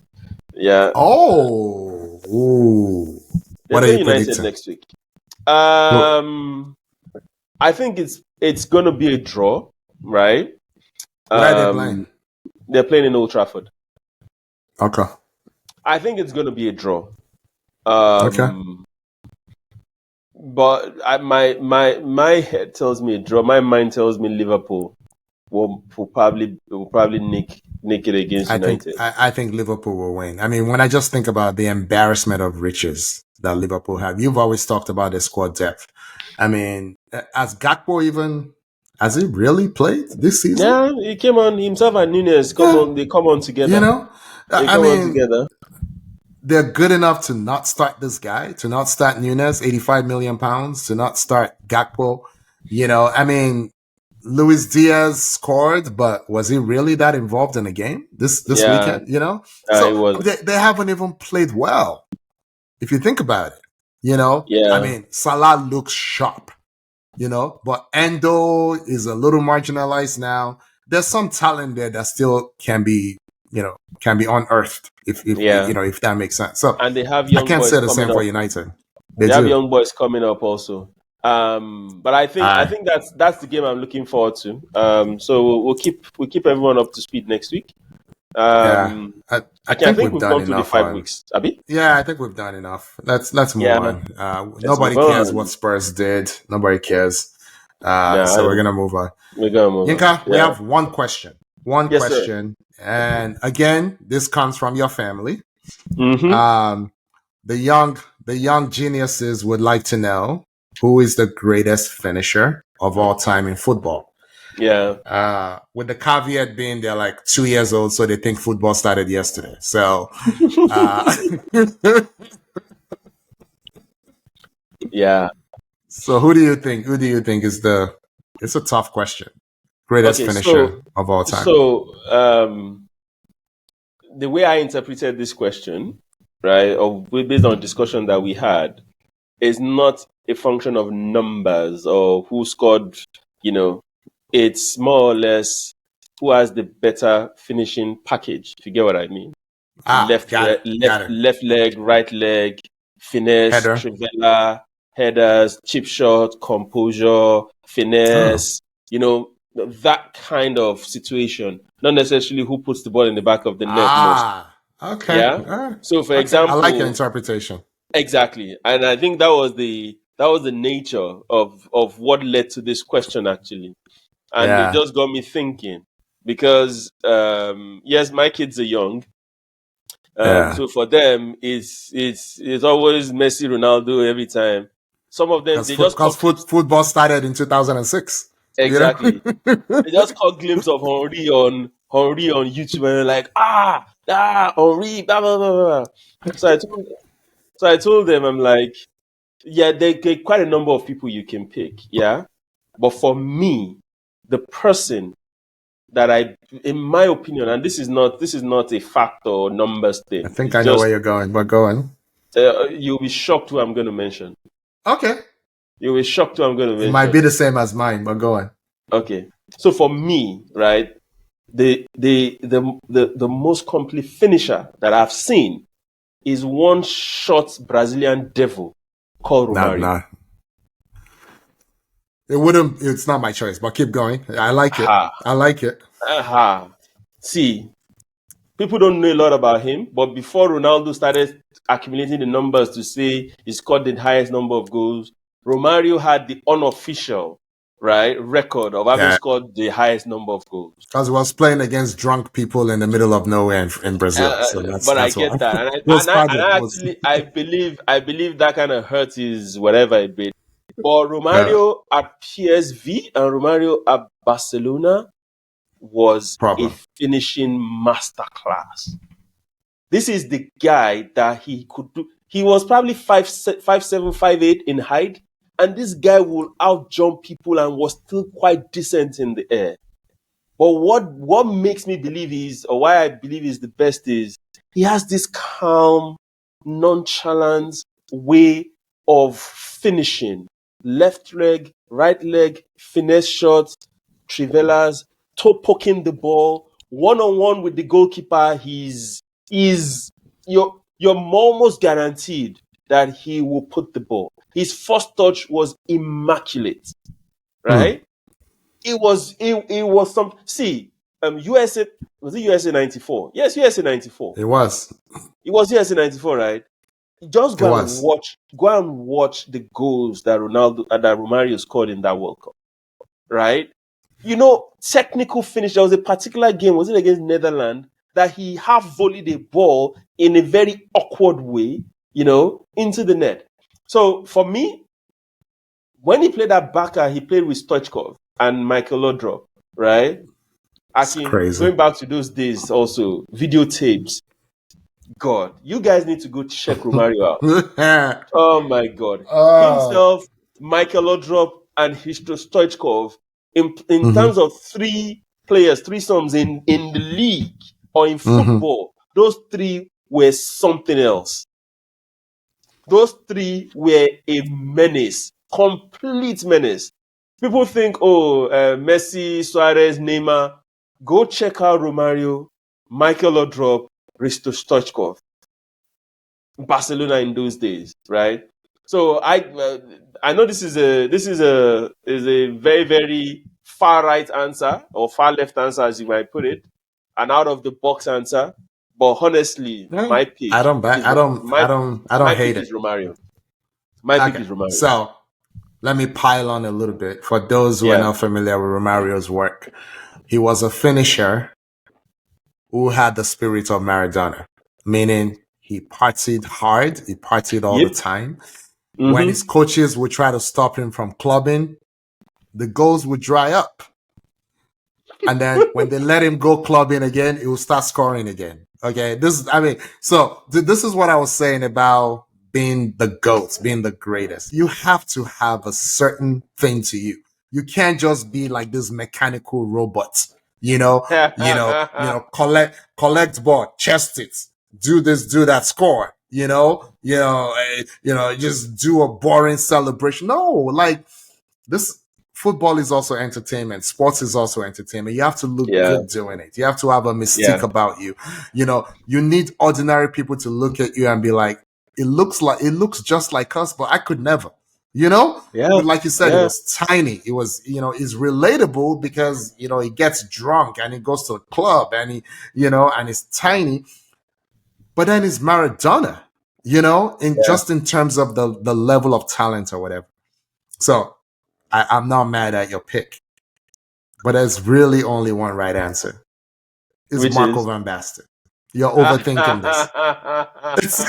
this. It's Marco Van Basten, right? So if the question is, who do I wish was born in the era of medical science? It's Marco Van Basten the first 1,000 times. And then I might think about someone else, maybe Kluivert, not for finishing, just for injuries and everything. But it's Marco Van Basten, because it was like Inka was describing, right leg, he was 2-footed. He could use his left, he could use his right. He's 6'2". You know what I mean? He could use his head. He wasn't selfish. So, he made the passes. And then he was just lucky because when he came up, not really at the tail end of some greats. It played with, it breached great eras, if that makes sense, right? We're all born whenever we're born. We don't control that. But seeing him come up with Ruud Gullit, who for me continues to be underrated, I think because he was so much bigger than everyone who played midfield back in the day, people thought he was just physical. Ruud Gullit was just amazing in terms of ball sense and the way he plays and all that. It was silky. You're not supposed to be that big and tall and imposing and be that silky. Gullit didn't really have a position. I guess we'll call him a number 10 just because. Yeah. He could play anywhere. He could do anything. He played center back. He played defensive midfield. Yeah. He played attacking midfield. He played as a striker. Gullit played everywhere. And then so you come up with Gullit, you come up with Rijkaard, Rijkaard is another level of genius that we don't talk about, right? But we're talking about finishing. Yeah. I don't know if Van Basten is the most complete attacker we've ever seen. Probably not. We also didn't see him for long enough. He was, he had to retire at 28 because he had no ankles. No, he had no knee. But it all started with a bad ankle injury, when he was younger. But in terms of just pure finishing, look, I love Dennis Bergkamp, obviously, right? Yeah. But if you start lining up crazy, finishes, Bergkamp has a lot of them. So does Van Basten. Yeah. And Bergkamp played 10 more years, maybe. you know what I mean. You know. So yeah, that would for me. It would have to be Van Basten for me. So once again, I'm not mad at that. He will probably be in my top 3 too, right? Yeah. But Van Basten was just unlucky. We didn't enjoy him as much as we should have, right? Yeah. For me, still one of the greatest goals ever was that goal he scored in was it the final? The Euros. It was the Euros. The Euros. Yeah. Where for him to even think of doing that, right? The pull-out came and the guy volleyed the ball from an impossible angle, right? But so maybe this is just a plea to our listeners. Get out of this, let's go back and watch some of these greats. Pendy, Van Basten, God. Unbelievable, right? And he wasn't the fastest, although he had height. He wasn't the fastest, but he knew what to do in terms of putting the ball in the back of the net. Yeah, and absolutely. We've watched football to the point that we see specific people, and if they ask you, put together your prototypical striker, right? Do you understand? Some qualities of Van Basten will get in there. I will always pick Romario's composure because I believe he's the most composed. He is the most composed person in front of goal that I know, Romario, right? But you will say Van Basten, maybe his movement, his heading, his finishing, both legs, his shots, is everything. Or you could say you could also say Filippo Inzaghi, for example.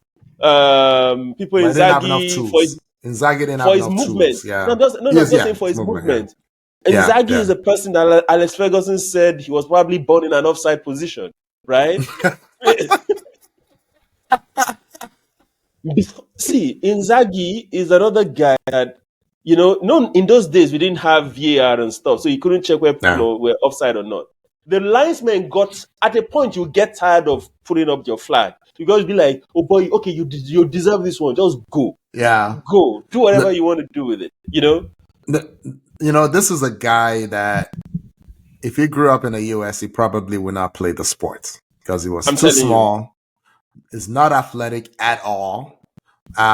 He was never quick, never fast. You look at him, I'm like, this guy does not look like an athlete. He should not be doing what he's doing. Like every man on the street thinks they can outrun Filippo Inzaghi, and they probably can. He was a pain to defend. Yeah, he was. Inzaghi will stay between the two center backs every single time, and he will make that run, and the linesman will be turning between. This guy is just go. Inzaghi. Milan, Juve, God, nah. Do you know his basketball comp? Who his basketball comp is? Who would you say is Reggie Miller? It's Reggie Miller. They're going in and out of screens. No, the movement without the ball. That's it. The scrawny looking. I mean, Miller obviously 6'7", but he's scrawny. He's like stick figure. Can't guard anybody. Do not put Reggie Miller on any defensive assignment. But all this stuff that Steph is doing now, he did it first, know, and then Ray did it, to an extent, just in and out. It's like Rip Hamilton. Rip Hamilton, exactly. Same skinny, same 6'7", same. Yeah. But I like your pick also. I respect Van Basten. I like yours too. I remember some other honorable mentions were people like Gabriel Batistuta. That was another. Not clean enough for me. Not technically clean enough. It was like almost like, oh, you learned this thing from the streets. There's an element of that without being exceedingly skillful, if that makes sense. You know what I mean? Yeah. And all these people that were mentioned are pure strikers, not these wingers that were converted to, not like Ronaldo or Henry, right? These were Messi. All their job, all they knew, all they wanted to do. They don't care about playing. I just want to put the ball in the back of the net. You know? Yeah. Good discussion. Good piece. Yeah, no, good question. Keep it coming. All right. So, Yinka, let's Yes, sir. wrap up by just going to our worthy mentions. We're just gonna devote our worthy mention to the transfer window. So we're gonna do it in two sections. So one is, from whenever the window opened till now, and then what do we think is gonna happen this week? So do you want to take the, June till now, and then I can start what I think will happen this week.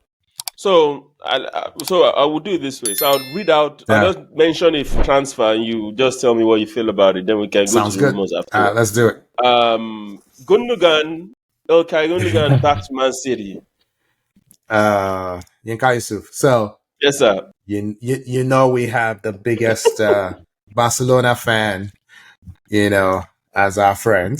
Yes, sir. This is a bad look for Barcelona. Did you read his going away message on Twitter? No, I refuse to call it X. So he pretty much said it was never be Twitter. It's Twitter. I X'd you? No, I tweeted you. Come on now, stop playing.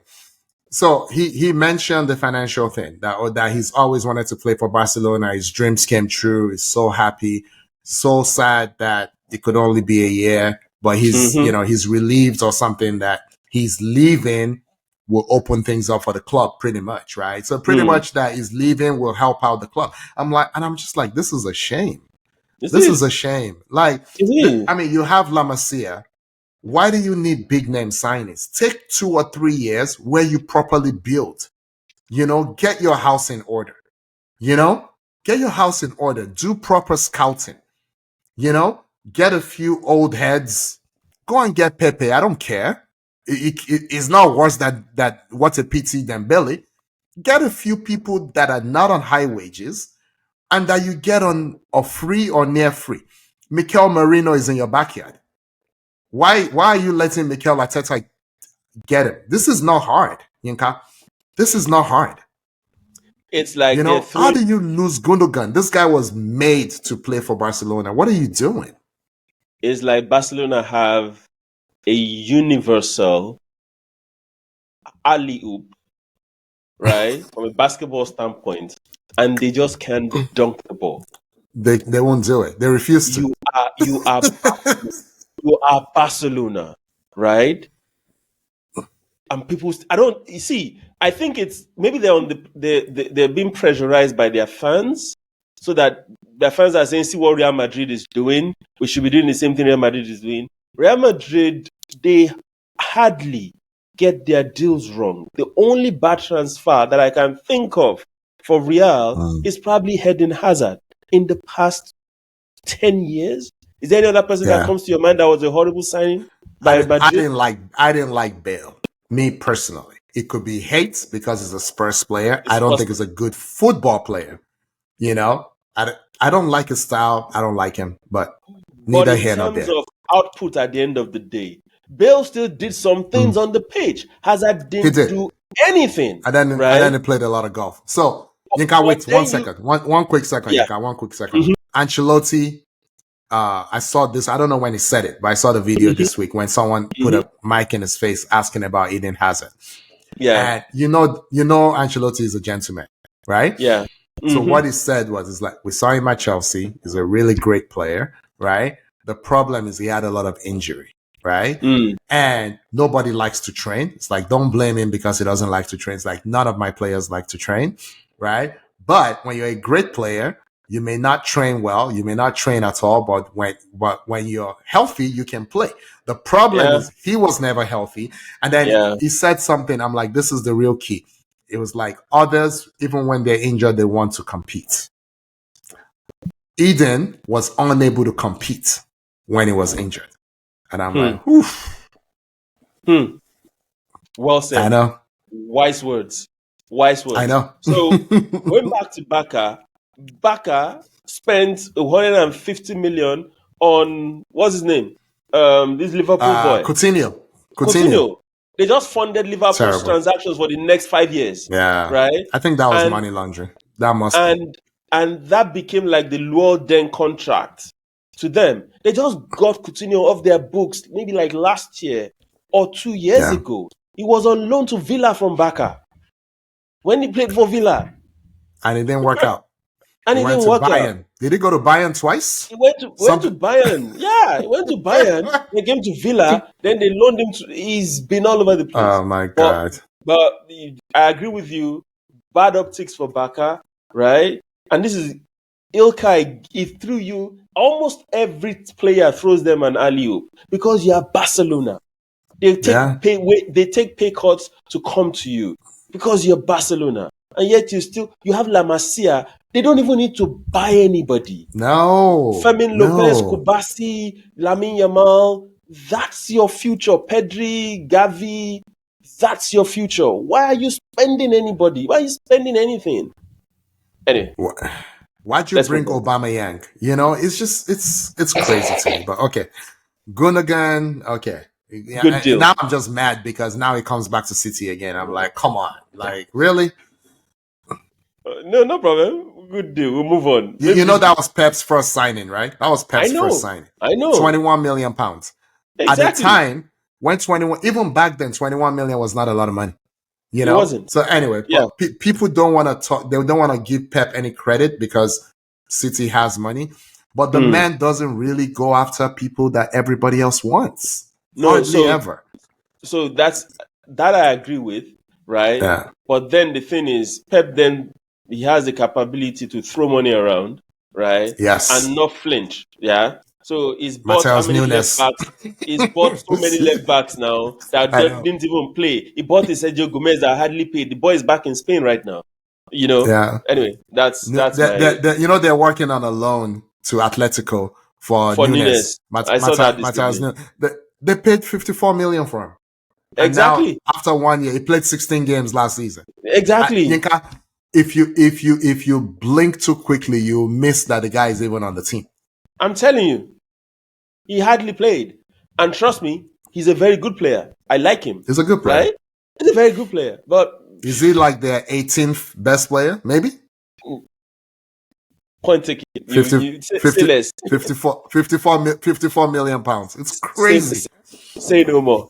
This might get you riled up even worse. Okay, go for it. Yeah, Felix, Madrid to Chelsea. Oh my God. Okay. I like the kid. All right. He is who he is. It's not his fault that someone paid 126 million for him once upon a time. It was never worth that. Right.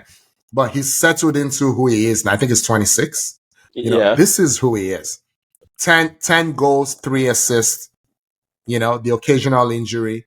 Is not a great playmaker. Is not a striker. Is not a winger. It's just a guy. It's a jack. It's just a guy. Right? It doesn't have a position. It's not excellent at any position. Right? Surrounded by 11 or 10 good players is a nice player to have. Probably 35 million, maybe 40, maybe 45. You know, if he was a Nigerian, you get him for 15 million.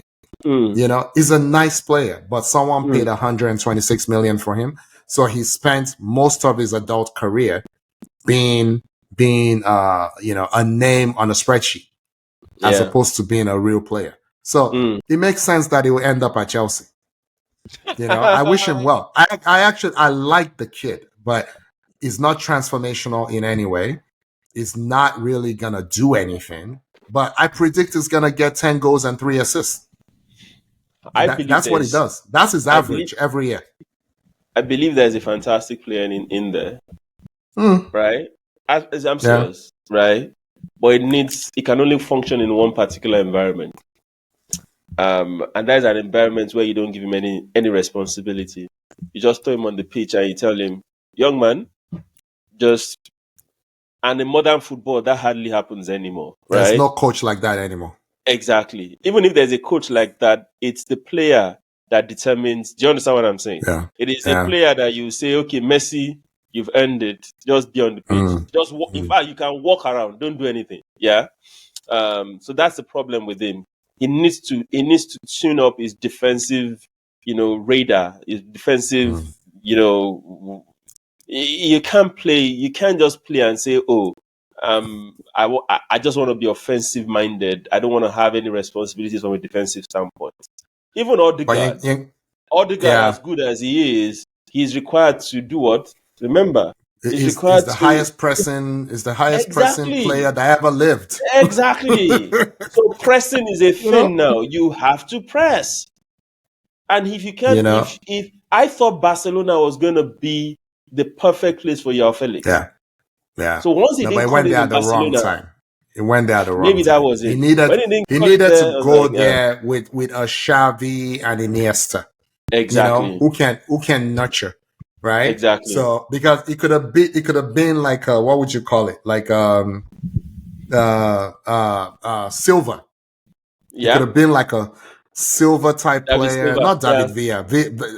Villa was almost out and out, but like a Silva. If someone actually trained him, or worst case scenario, like Bernardo Silva.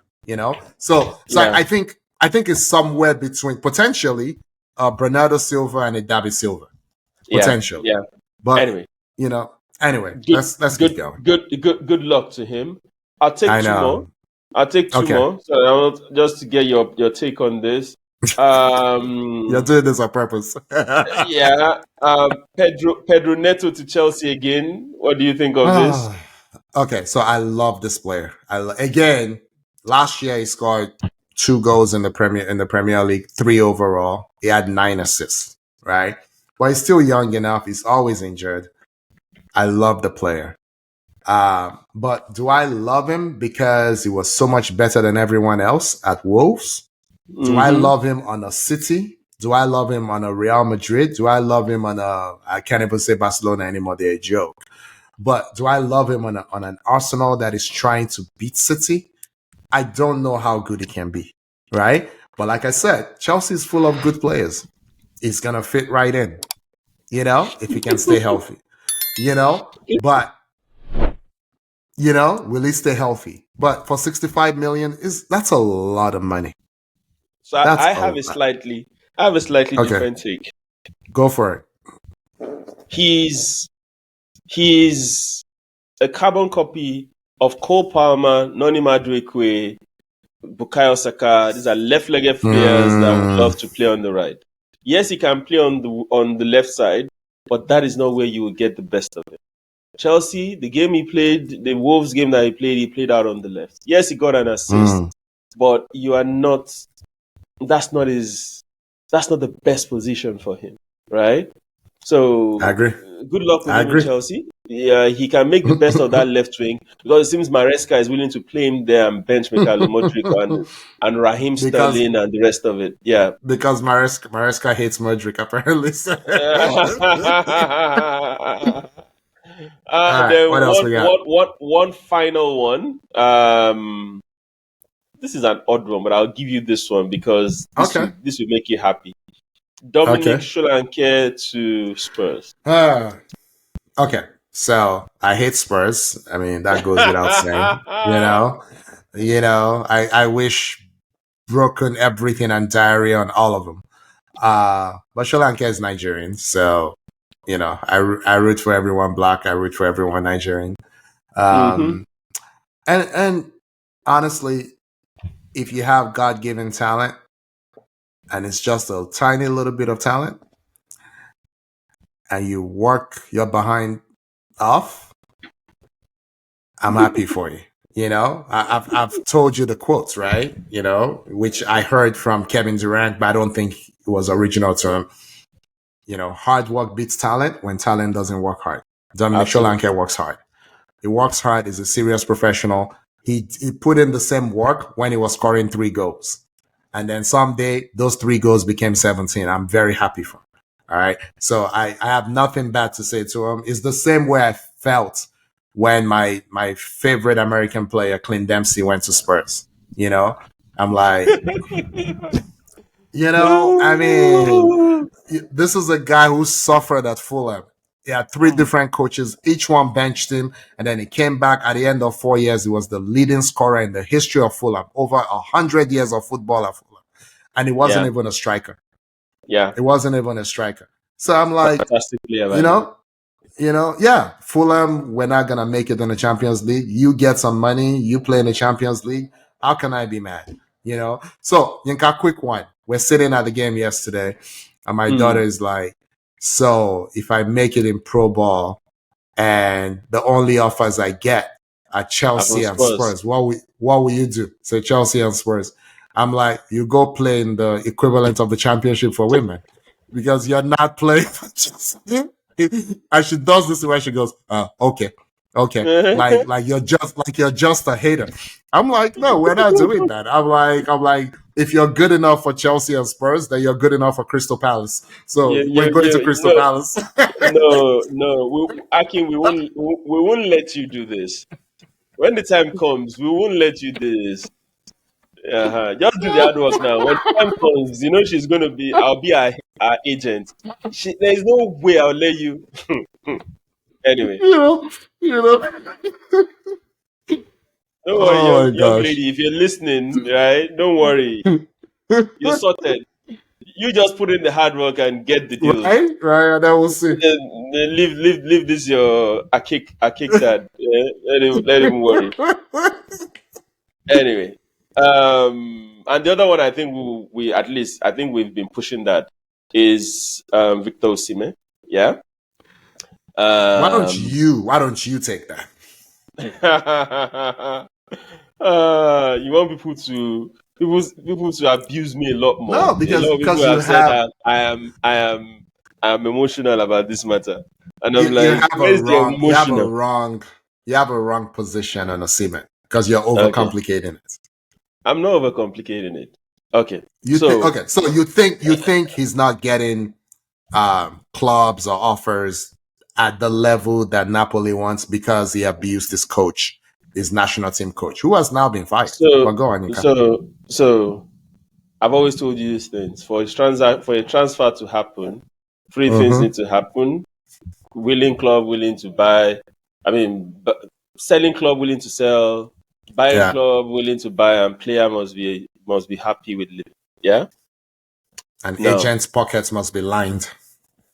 So Napoli put a 130 million price tag, right, on Osimhen release clause. A lot of people ignore release clauses at times, right? Yeah. That's not really what. Do you understand? And once the club realizes, hey, I can't get this release clause, then it's free for all. You guys, let's have a bidding contest. That's what's next. Yeah. But if you notice these days, you don't have that bidding war as much before. No. You know why? Because players, agents talk to those willing clubs. So they try and agree, right, on terms with the player first before they then go and discuss with the club. Because there's no point wasting your energy with the club and you then get to the player and the player you now get stuck with the player. It's a bad look. So which is why, for example, Eddie Nketiah, you saw what happened with Arsenal and Forest, right? Forest had a deal in place with Eddie Nketiah, which he reneged on. He kind of backed out of it. A lot of people think it was Arsenal. No, it wasn't Arsenal. It was Nketiah. He didn't want to leave London. He didn't want to leave London. He heard that Crystal Palace liked him. So exactly. That's what happened. Okay? So in the case of Osimhen, I'm sure, I'm not 100% certain, but I'm almost certain, right, that his agent has spoken to any club that is worthy of being spoken to. Okay. And what Osimhen is willing to take has been discussed with his agent. Okay. Yeah. And at that point, a club that is then willing will now say, I've agreed with you, right? Let me now go and talk to Napoli. Akin, no club is talking to Napoli. So why do you people believe, it's Napoli that is the problem? No, Napoli is not the problem. No club has spoken to Napoli except Al Ahly. And his agent came out. You saw it. Agent said, I won't allow you package my player. But that means Al Ahly did not talk to Osimhen. Al Ahly went to Napoli. Yeah. You see what I'm saying? So why is no club talking to, or why has all the clubs that have spoken to Osimhen, why have they not reached an agreement with him?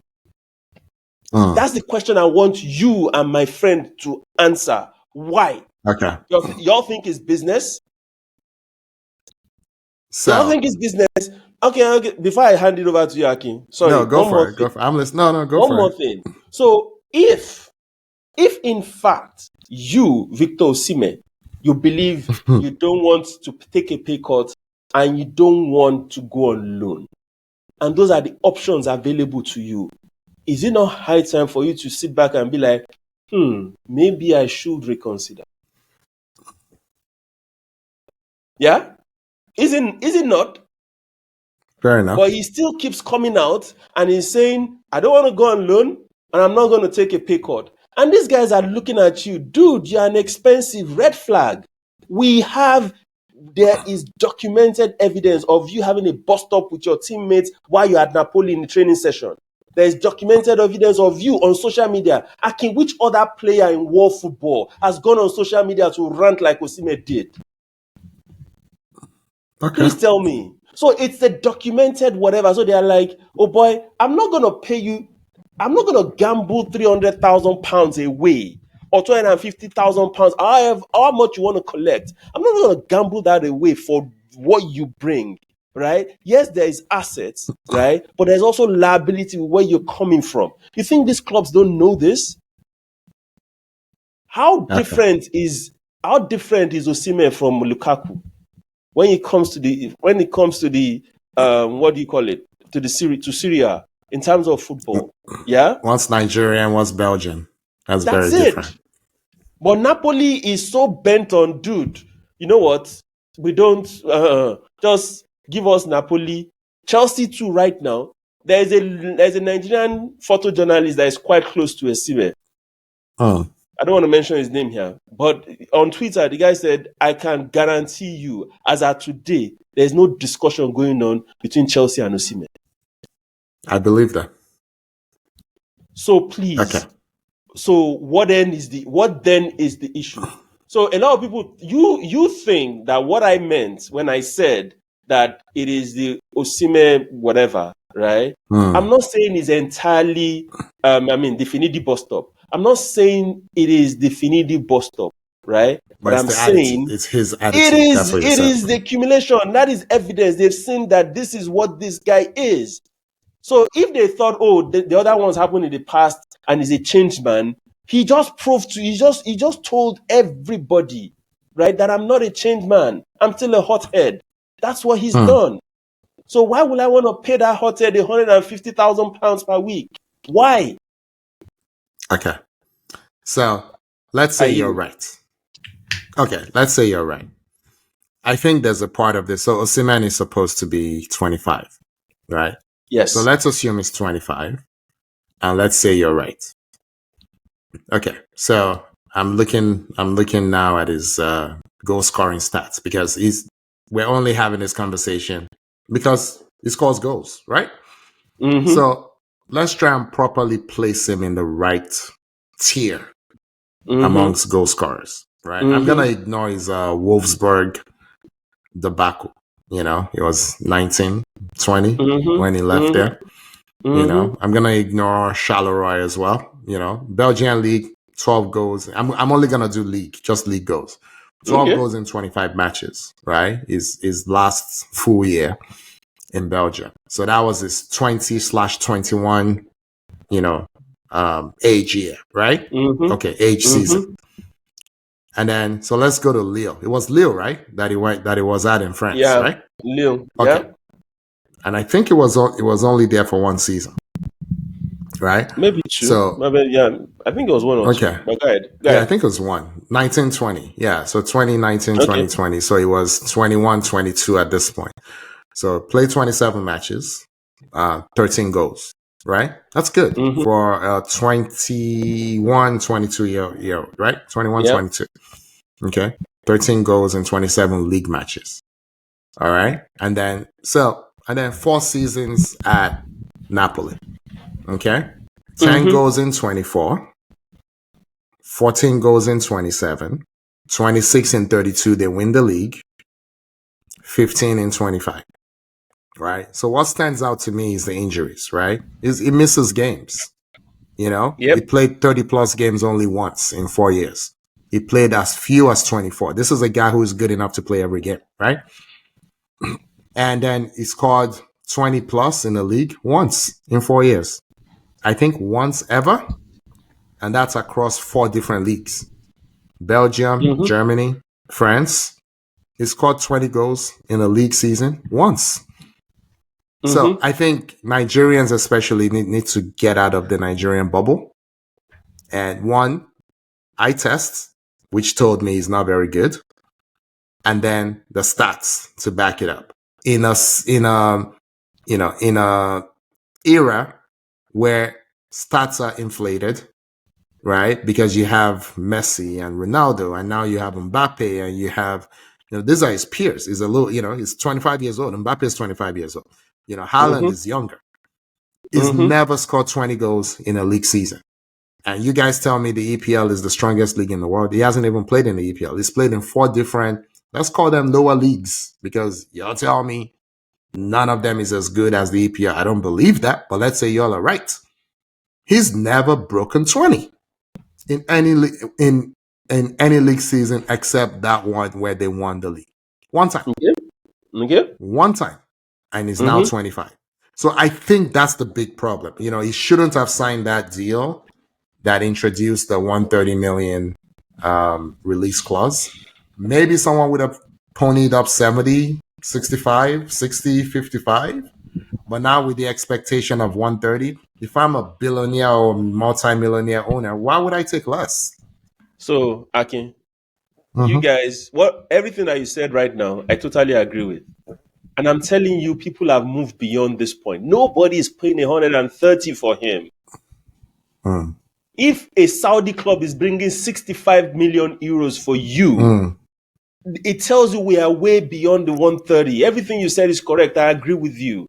So why isn't everybody lining up to that, coming up with that same 65 and say, okay, we'll take him for 65? He's what 65, wouldn't you say? Yeah, absolutely. That's a fair deal. Solanke went for 65. Havertz went for 65. The question now is, why isn't everybody lining up for 65 for him? Why? I see everything you said right now, I totally agree with. It's a conundrum. Right? They want 30 million, blah, blah, blah. But see, in Syria right now, AC Milan, their striker is a guy called Noel Okafor. They paid, I can't remember what they paid for him. They paid for him. Unless Napoli is the one saying, we are not selling this guy to any club in Syria. If that is the case, all well and good. Yeah.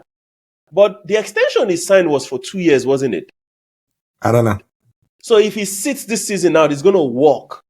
So it's also gonna have, I think he has one. I think he will have one more after this, but I could be wrong. He will have one more after. We can double check, right? So right now, the point is, which is the point I've been trying to make. Yes, everything you said, I agree with. Napoli themselves know they can't get 130 for him right now. They know. Which is why they've agreed a 65 with Al Ali. And I bet you that is the best deal on the table. It's not going to Saudi. That's at 25. the best deal on the table. He Right? can't go to Saudi. I don't know what he will do. Now, full disclosure, I don't hate Osimhen. You and I have had this discussion before. Yeah. I actually like him more than you do. Yeah, you do. I'm not a fan. That is the honest truth. I actually like him more than you do, right? But I'm saying I know the way clubs work, right? People will discount your liabilities when they are willing to, when it's time for them to pony up money for you. They will. That's and fair. people, clubs will also actually pay more for players because, this guy is a fantastic team player. He's a very, very good when in the dressing room. They will actually look at that and put a bit more value on you for that. These things matter. He hurt his profile by what he did. That is the most recent thing that he has shown to the public. That I'm a hothead. Fair enough. He has. And it has affected his power, right? And he's right now, this statement from his agent, Akin, come on. I know. I told you, I'm like, his agent may be more bombastic than he is. Come on. The agent will not release this without his approval, without his consent. That's not This good. is What he what- needs to do is get a new agent. No, Yeah. this is what he thinks. This is That's crazy. Osimhen speaking through his agent. I am the World African Footballer of the Year. I am blah blah blah blah blah. I am this. Dude, it is not But you're not value. good. Is You're not what not you good. perceive. Value is what people perceive of you, not your own impression. Right? In accounting, Yinka. we say there is no internally generated goodwill. We don't account for it. It's true. Goodwill is what people think of you, not what you think of yourself. Mm-hmm. Yinka, I didn't hope by Friday. Obama Okay, go ahead. go on? No, didn't Obama win the African Player of the Year more than He once? did. No, I think he Okay. won it only All right. once. Or is it once or Right? twice? I Okay. think he won it once. Okay. Right? Sorry. Go on. Go on. And what happened? What happened to Aubameyang? See what happened to Aubameyang. He got humbled at the end of the day. He came to Yeah. Marseille and he played his heart out, which is They what I did. hope happens to Osimhen. He needs to right his ship and move in the right direction. Mm. Right? See, this thing it's so obvious that I'm surprised some people don't think that is the case. Frankly, it is so obvious. Okay. I have cases that are closer to home that I don't want to talk about, Mm. right? Or clubs will exit. They will ask you to go. They will not talk to you when they know you're a hothead. See, Balotelli's career, the way he panned out with his talent, yeah. is that the way it should have panned out? No. What Why are you always talking me? about? Why always me? And Balotelli did not even do half as much as Osimhen did. Oh my And god! Oh my you think god! people are not watching? You think they don't care? And you think it's all business? It's not all business. Value, Mm. I'll repeat it again. Value is what people think of you, not what you think of yourself. I pray by Friday, this whole matter is sorted, right? I know people, I am hoping clubs will get desperate and they will say, you know what, we'll Just do manage it. him. Let's just do it, which is Just probably do it. what will happen at the end of the day. Clubs' Yeah. desperation, they will overlook and it might work out. And that is what I'm hoping for. But for anybody to think this stuff that is going on has nothing to do with his attitude, come on, guys. Anyway, Okay. I rest my case. Yes, We sir. flogged this thing to death. So let's wrap up with your donkey of the week. But you got to do it quickly. But you know now, you said you were going to guess, so go ahead, give it a guess. EPL referees. It has to be. Why are you always going on with EPL referees? It's not EPL referees, Aki. Because they're terrible. Okay. Somebody then it's somebody at Chelsea for what they're doing to Raheem Sterling. Now, how about the person we just talked about now, Victor Osimhen's agent? Osimhen. Oh God, the agent. Oh my God. Okay, go for it. So all the people you talked about, I agree they might be nominees. Fair point. They deserve some tongue lashing. But the Honorable mention. honorable mention, worthy mention. But the person that deserves the most whipping or whooping, however you want to put it, is whoever this guy is. Victor Osimhen's agent. You said I should make it fast. I'll read this. Maybe people didn't see this. Victor is not a package to be shipped far away to make room for new prophets. We need respect and balance. Victor Osimhen still has so much to do in Europe. Osimhen is a Napoli player with his contract recently renewed with mutual satisfaction on club and player side. He made history when there were major offers. We always accepted club decisions. Victor was elected African Footballer of the Year, 8th at the Ballon d'Or. We ask for respect and balance. Akin, if this is the agent alone that came up with this nonsense, the agent should be fired. Should be fired right now. Should be fired immediately. But if this is indeed Osimhen talking through his agent, Akin, this tells you where the problem is coming from. Not good. Come on, guys. Good. It tells you where the problem is coming from. So, okay. Victor Osimhen's agent / Victor Osimhen, don't do this again. He will do it again. Okay, I rest my case. He can't help himself. He can't help himself. He will do it again. We'll come back next week and talk about this again. All right. Okay. Yinka, let's wrap. Yes, boss. That was a lengthy one, though. I just checked the time now. Time flies when you're having fun, so they say. There you go. There you go. But once again, guys, thank you very much. We're on track to 1,000 subscribers. Yes, baby steps. We'll crawl before we run, or before we walk before we run. Yeah. But we thank you for the support so far, the engagement across all our social media platforms. Please keep the questions coming. Continue to like our videos, subscribe, tell your people about us, tell your friends about us, and send in the questions. Let's know what you want us to talk about, and we'll take them and we'll discuss them effectively. So once again, guys, thank you very much. Aki. Thank you, and we will see you next week. Thank you, Inka. Bye, everyone.